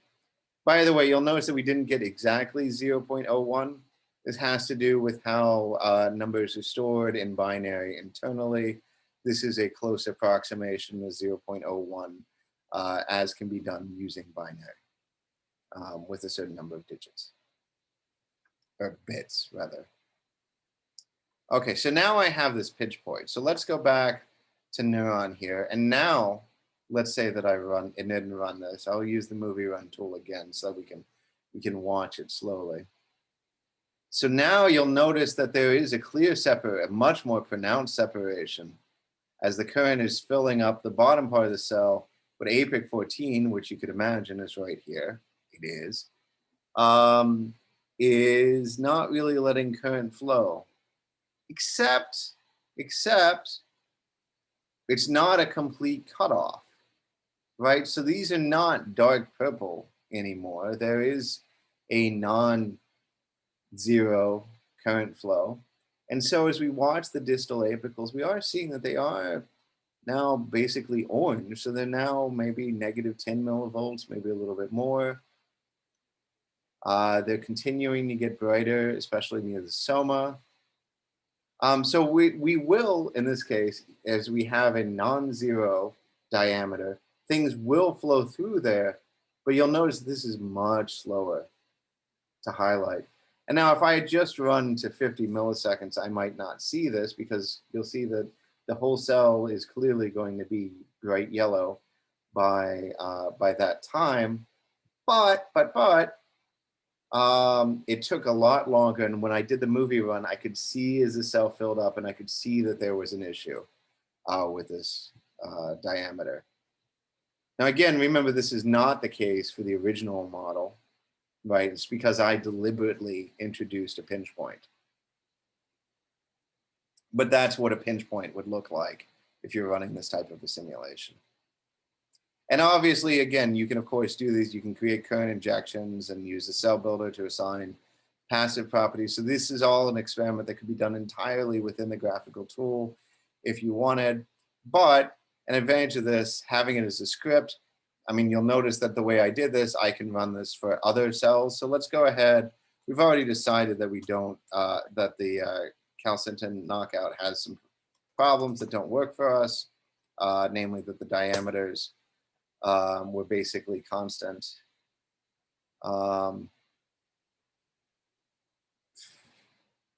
And you'll notice that we didn't see really anything happen. So let's pop up our movie run.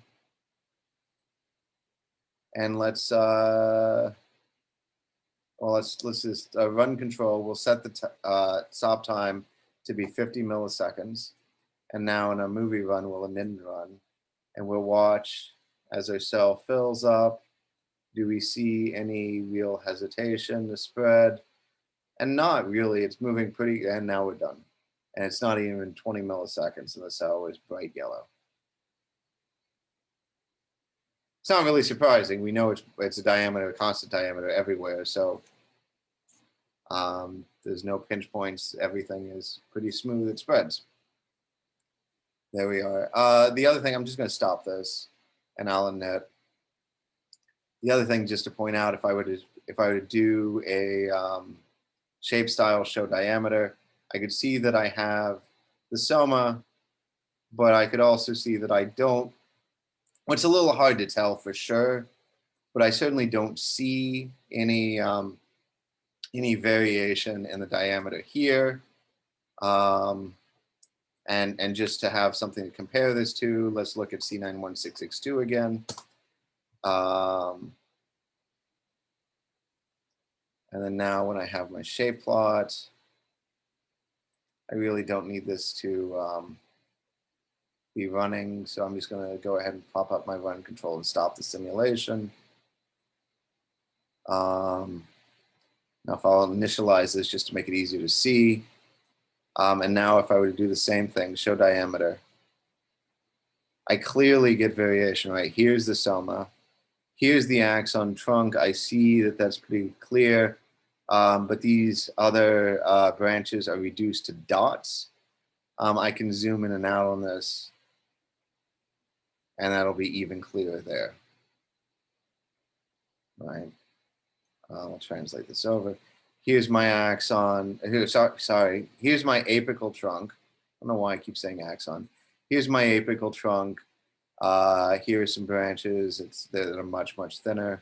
Again, I see a similar phenomenon down at the basals, right? I have a thick proximal basal, and it thins out as it gets further away. Now, you may notice here that as we're doing this, let me point out one other thing. Look at what's happening near the soma. I've got dendrites that don't seem to be attached to the soma. This is an artifact of using, especially the SWC, any sort of stylized representation of the soma where we're turning the soma into just basically a single small cylinder. And so then the dendrites and the actual positions of the dendrites don't line up with the physical position of this cylindrical soma. This is fine, because as far as Neuron is concerned, these are connected at the middle. Electrically, the soma is big, and it really doesn't matter. There's basically no resistance between various points of the soma. So again, not a huge issue there.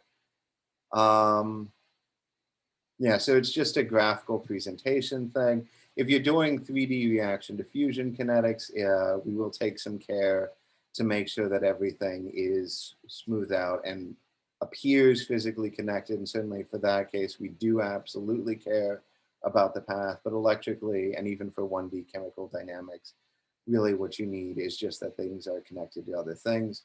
The same issue arises where the sections join each other. We see this gap here. It's not actually, there's no actual gap. This is just a rendering artifact, basically.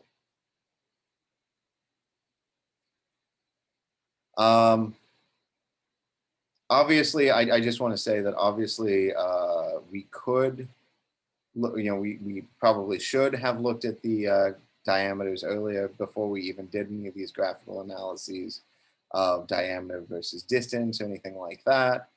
But we really didn't have to. Sorry. We could have looked at this.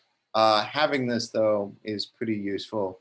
I think it is good to look at both, to do as many tests, as many things that we can say. We know that this cell is a good choice because we tested blah, blah, blah, and blah.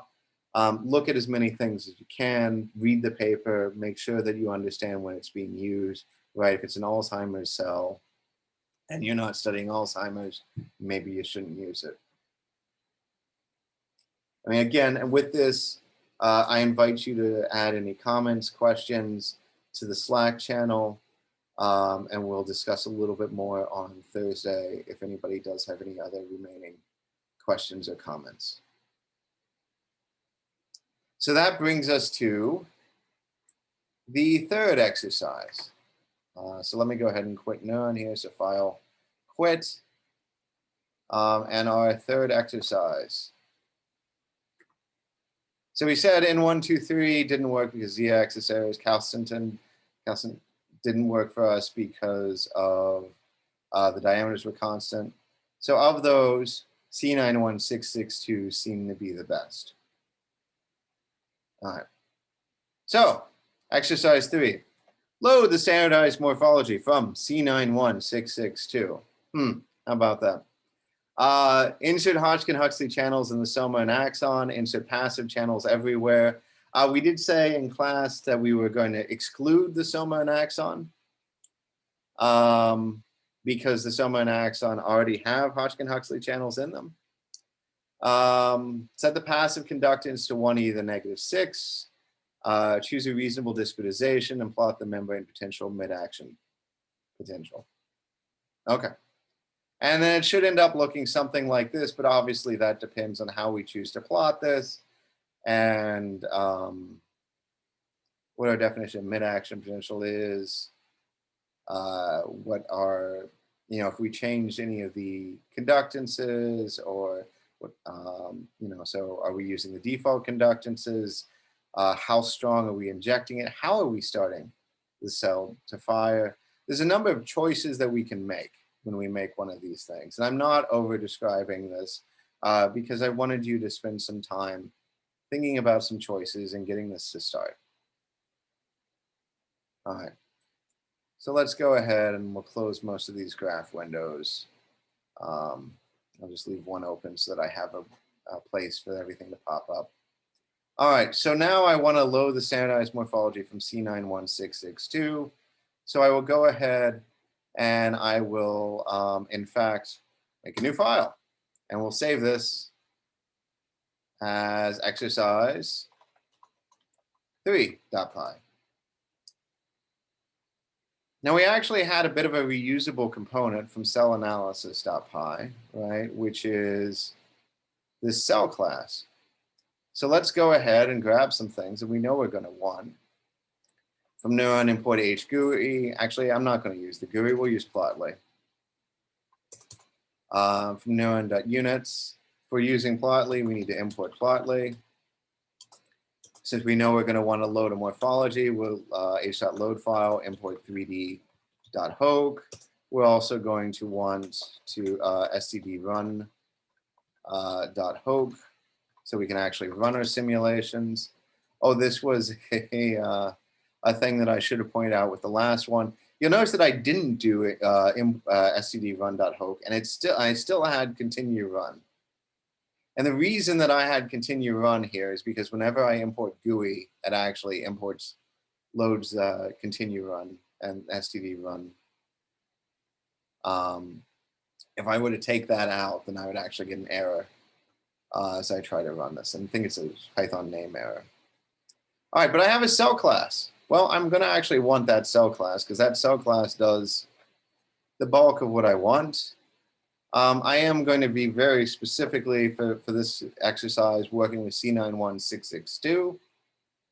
So I'll go ahead and I will have my cell class instantiate using C91662. One moment.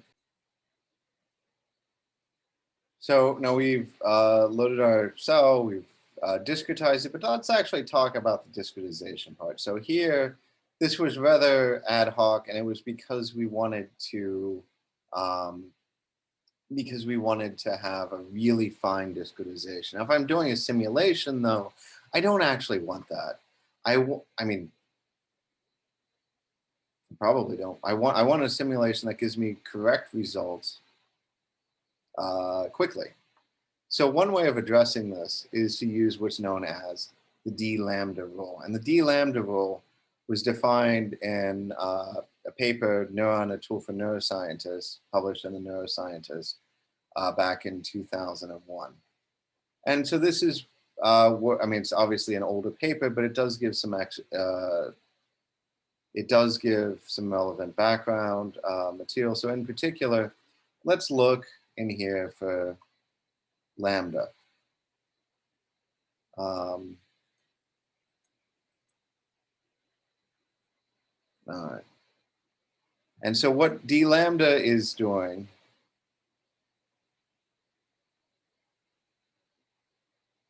so here's the logic with lambda, and so you can read all of this. We propose a criterion based on the length constant computed at a frequency f that is high enough. There was a question, incidentally, on the Slack last class, I think, or maybe the class before, about length constants. So we propose a criterion based on a length constant computed at a frequency high enough for the transmembrane current to be primarily capacitive, blah, blah, blah. So you can look at this. Here's the formula that's used. But what does this mean in terms of actually running this? So in order to actually use the D lambda rule, we will go ahead and say that there's some frequency, some AC frequency that we're interested in. So our frequency is going to be 100 hertz, let's say. And then we'll look at just a little scaling rule of D lambda is 0.1. And so now on all of our sections, we'll set inseg based on whatever D lambda is going to tell us. Whatever, okay, let me go back to the paper.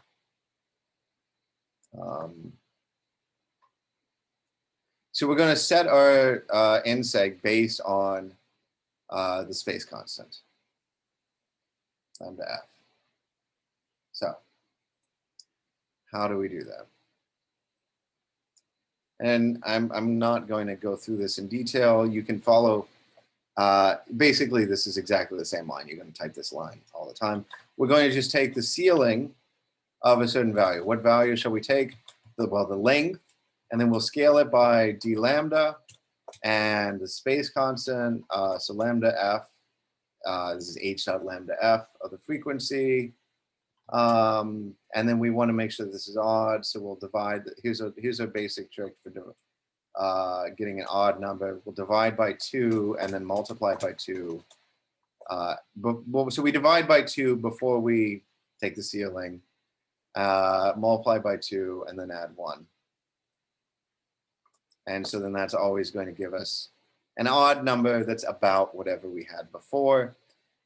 We haven't actually imported math, so there is no ceiling.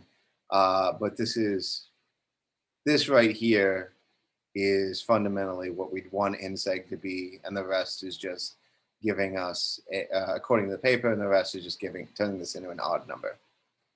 So math, incidentally, is Python's built-in library for mathematical operations. We've already seen Pandas does a lot of data science-y things. There's also a NumPy for a lot of vector stuff, SciPy. Python has a ton of libraries available. And that I get a red squiggle on the D dot lambda because it's supposed to be D underbar lambda. And then there we go. So this is a principled way. The D lambda rule is a principled way of picking a spatial discretization. Does it guarantee that we've converged? No, it doesn't. But this is at least a principled starting point. What we can do is we can go back and we'll go back and see, we could refine this, right? Multiply in seg by 3. Do we get the same qualitative result? Do we get the same results, basically? At least visually. If we don't, then it's not good enough. That's all there is to it. But it's a principled starting point. By the way, you'll notice, incidentally, that I get a red squiggle for self.all. Instance of cell has no all member, it says. Well, that's not true. And the reason that it thinks that, though, is because the all is created when we actually instantiate the self, instantiate the morphology. It doesn't have any easy way of looking inside the consequences of instantiating the morphology. So it doesn't know that there is actually an all. So you can't take the red squiggle lines as proof that there's a mistake, but it is at least a helpful tool. So this is using Python linting is what allows Visual Studio Code to be able to do this analysis. All right. So we have a cell. We need some ion channels. So let's just go self dot add channels and define add channels to be a thing that takes a self, and inside that we'll put Hodgkin-Huxley channels. Where did I say? So I said I'll put them on the axon. Wait, let me actually go back to the question because I don't remember for sure. I said we'll put the Hodgkin-Huxley channels in the soma and axon and passive everywhere, but we said actually everywhere else. So we'll insert Hodgkin-Huxley channels on the axon. Axon, again, remember, is technically a list, but insert is perfectly happy to work with a list, and we'll insert it into everything that's in the axon, and we'll insert it into all of the soma sections. Again, obviously, there's not that many. And then what we'll want is we want passive channels everywhere except the axon or the soma. How can we do this? So PAS locations, let's say, we'll loop over self.all. Well, actually, what we'll do is we'll loop over all of the sections for sec in self.all. So that's going to be all the sections. If sec is not in self.axon and the section is not in self.soma. It's a very long line, so I can split this up if I want and drop this down. As long as I'm inside of a grouping mechanism, it's perfectly happy, right? So this is all treated as one thing. So we're gonna, PAS locations is gonna be all the sections within self.all, as long as they're not in the axon and they're not in the soma. Okay. There are other ways of doing this. In particular, there is a uninsert method, both on h.hh and on the sections, that we could use to uninsert some sections. Doesn't really matter for our purpose. So we have our PAS locations, and I said to put a weak passive conductance everywhere. So, okay, let's do that. So within my PAS location, so for every sec, that's a place where I do have a PAS, and for every segment within that section, that segment's PAS conductance is going to be small but non-zero. I suggested 1e to the negative 6. So this is going to add some channels. It's going to put them where they need to be. And then I'm going to save this. And you'll notice, by the way, that when I did this, in my cell class here, I'm not putting a whole lot of stuff inside my constructor. I'm just passing things off to these various helper functions: load morphology, discretize, add channels. One of the nice things about doing this is it makes my code more self-documenting. because I know exactly what's happening when, right? I'm loading the morphology, I'm discretizing, I'm add channels. So everything is automatically grouped together. And then I have function names, I have meaningful names, I can look at them and I can figure out, oh yeah, that's what this is doing. And again, potentially this makes them more reusable because they're smaller chunks. Okay, so here we are. We've added the channels. We've constructed a cell, we've added channels.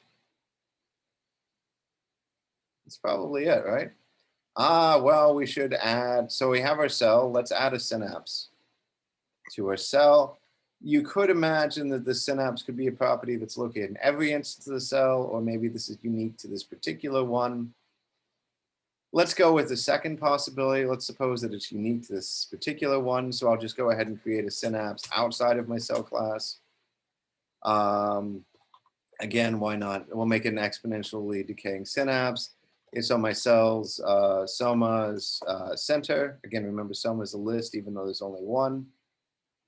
And my synapse has certain properties, namely a reversal potential of 0 millivolts and a time constant of, let's say, 2 milliseconds. Did I import units? I did, so I can actually multiply by the units here. Again, it really doesn't matter. These are Neuron's default units here, but you can use non-default units, but multiplying by the default units is literally just multiplying by 1. But it does make our code more documenting. So I like that. So let's create a artificial stimulus into our cell. We've done this enough times now. We'll construct a net stem. That net stem is going to happen at, well, there's going to be one of them, and it's going to happen at a certain time, let's say, and that's the start. And let's say it happens at time 5 milliseconds. You'll remember, if you're wondering why, if there's only one, that we have a start, well, it's because potentially this could be a stimulus, either periodic or like Poisson process. And then so finally we'll connect our stimulus to the synapse. So it's an h.netcon, ns and sen. This is exactly like we've done before. I don't know what the weight should be. Let's make it 1. If it's too much, we'll dial it back. We'll set our delay to be 0.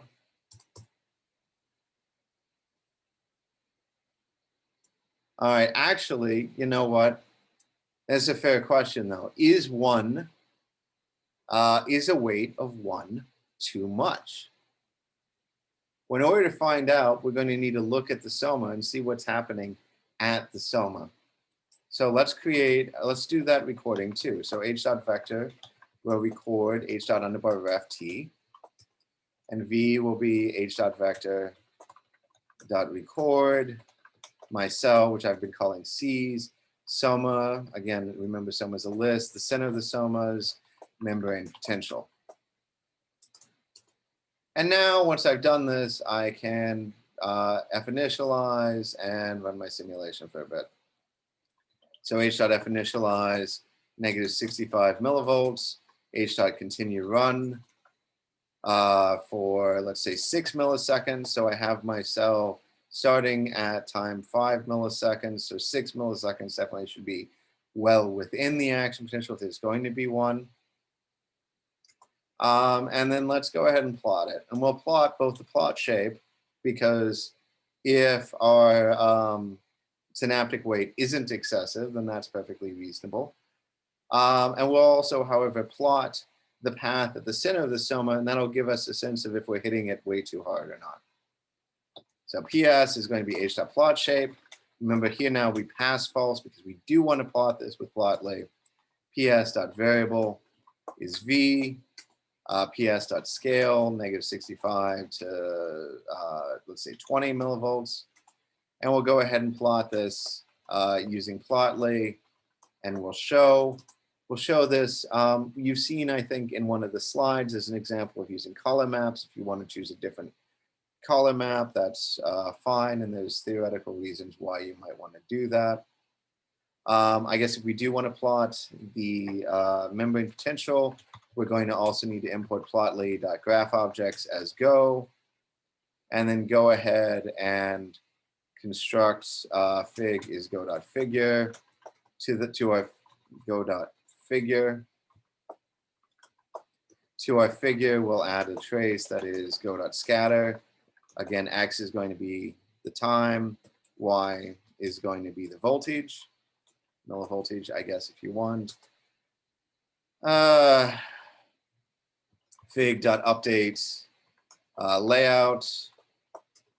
Nope. Fig.update layout. And then we'll just go ahead and add a title. This is summa membrane potential. And actually, it's really not the summa membrane potential because it's potentially more than one segment, although probably not since there's a really large diameter. Summa's center is membrane potential, and then when we're done, we'll show this. All right. So hopefully that makes sense. If there are questions, again, please ask in the Slack channel, and we can also address this on Thursday. But let's just go ahead and run this, Python exercise 3.py, and let's see what happens. So it's going to pop up two plotly figures in a little bit.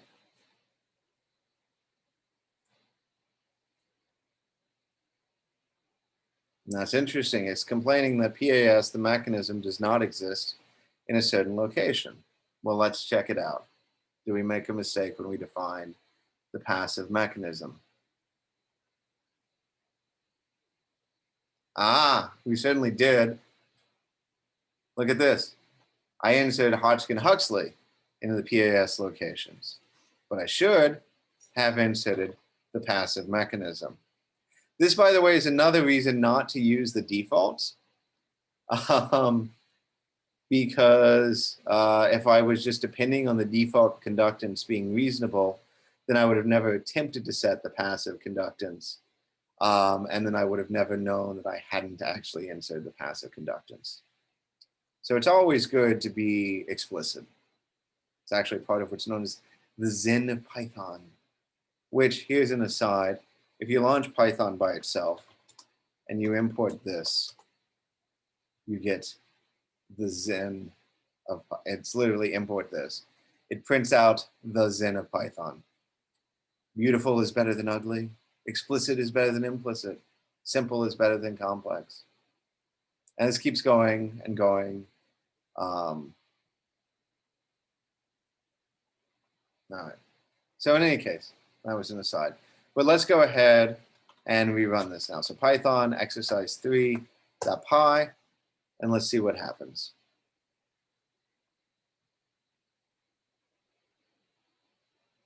All right, so our figures are loading. This is the membrane potential at the center of the soma, and we see actually, look at this. The center of the soma, it's jumped up abruptly in 0.1 milliseconds to negative 11 millivolts. That's probably too much. Here's my cell, though. I do see that this is glowing, but is this because of an action potential happening? Or, you know, I might have assumed that this is because of an action potential happening if I hadn't plotted the membrane potential at the center of the soma. But since I have done that and I see how abrupt this has gone up, this might just be the current. And I see that it's already sort of dropping. I don't know that this is really an action potential yet, or if this is just an effect of the strong synaptic input. So what I'll do is I'll dial down my synaptic input. So maybe that weight of 1 was too much. Let's try this instead with a weight of 0.1. Let's see how that goes. And I'll go ahead and close this because I don't need this. But so here was, I'll keep the center of the soma as membrane potential from before. I'll run this. Again, we'll look at now what happens once I've reduced the synaptic weight by a factor of 10.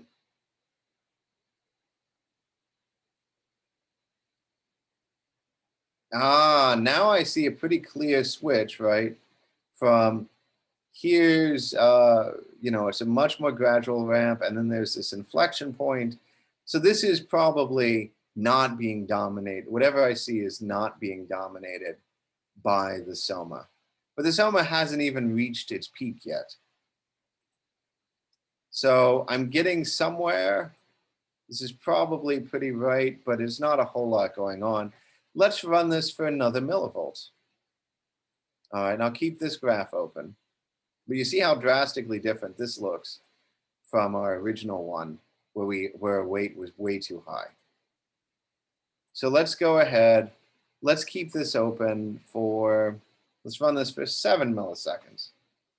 Now, if I had been running this interactively, I could have just continued to run this for 7 milliseconds, and it would have only done that last, going from 6 to 7. So it would have been a little faster. But let's see what the graph looks like. Okay, so here we are. The soma is in decline. Presumably parts further out are actually up. This could be right. I mean, again, you may want to dial this conductance down a little bit. But I'm definitely getting, apical values that are well in the, unambiguously in action potential happening. I can look at this.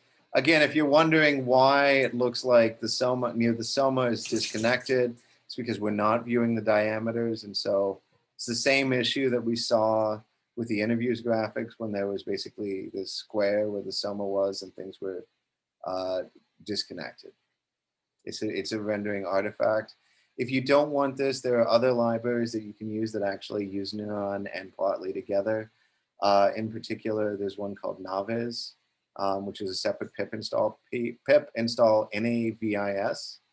And so there are instructions, I think, on their documentation for how to actually use Naviz to visualize Neuron shape plots, basically.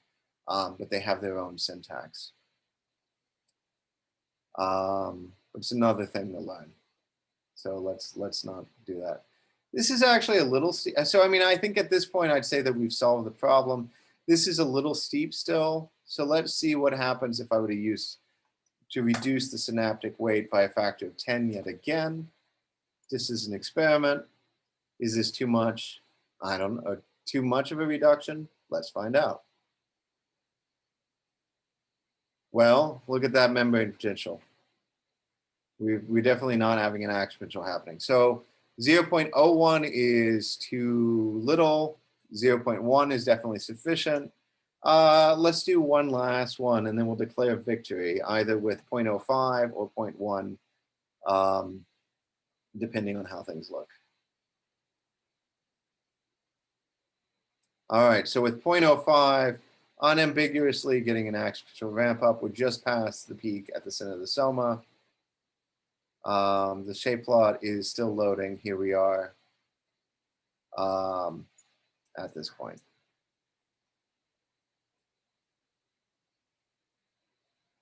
And a decent chunk of the cell is starting to activate. So with that, this concludes this recording. I hope you found it helpful.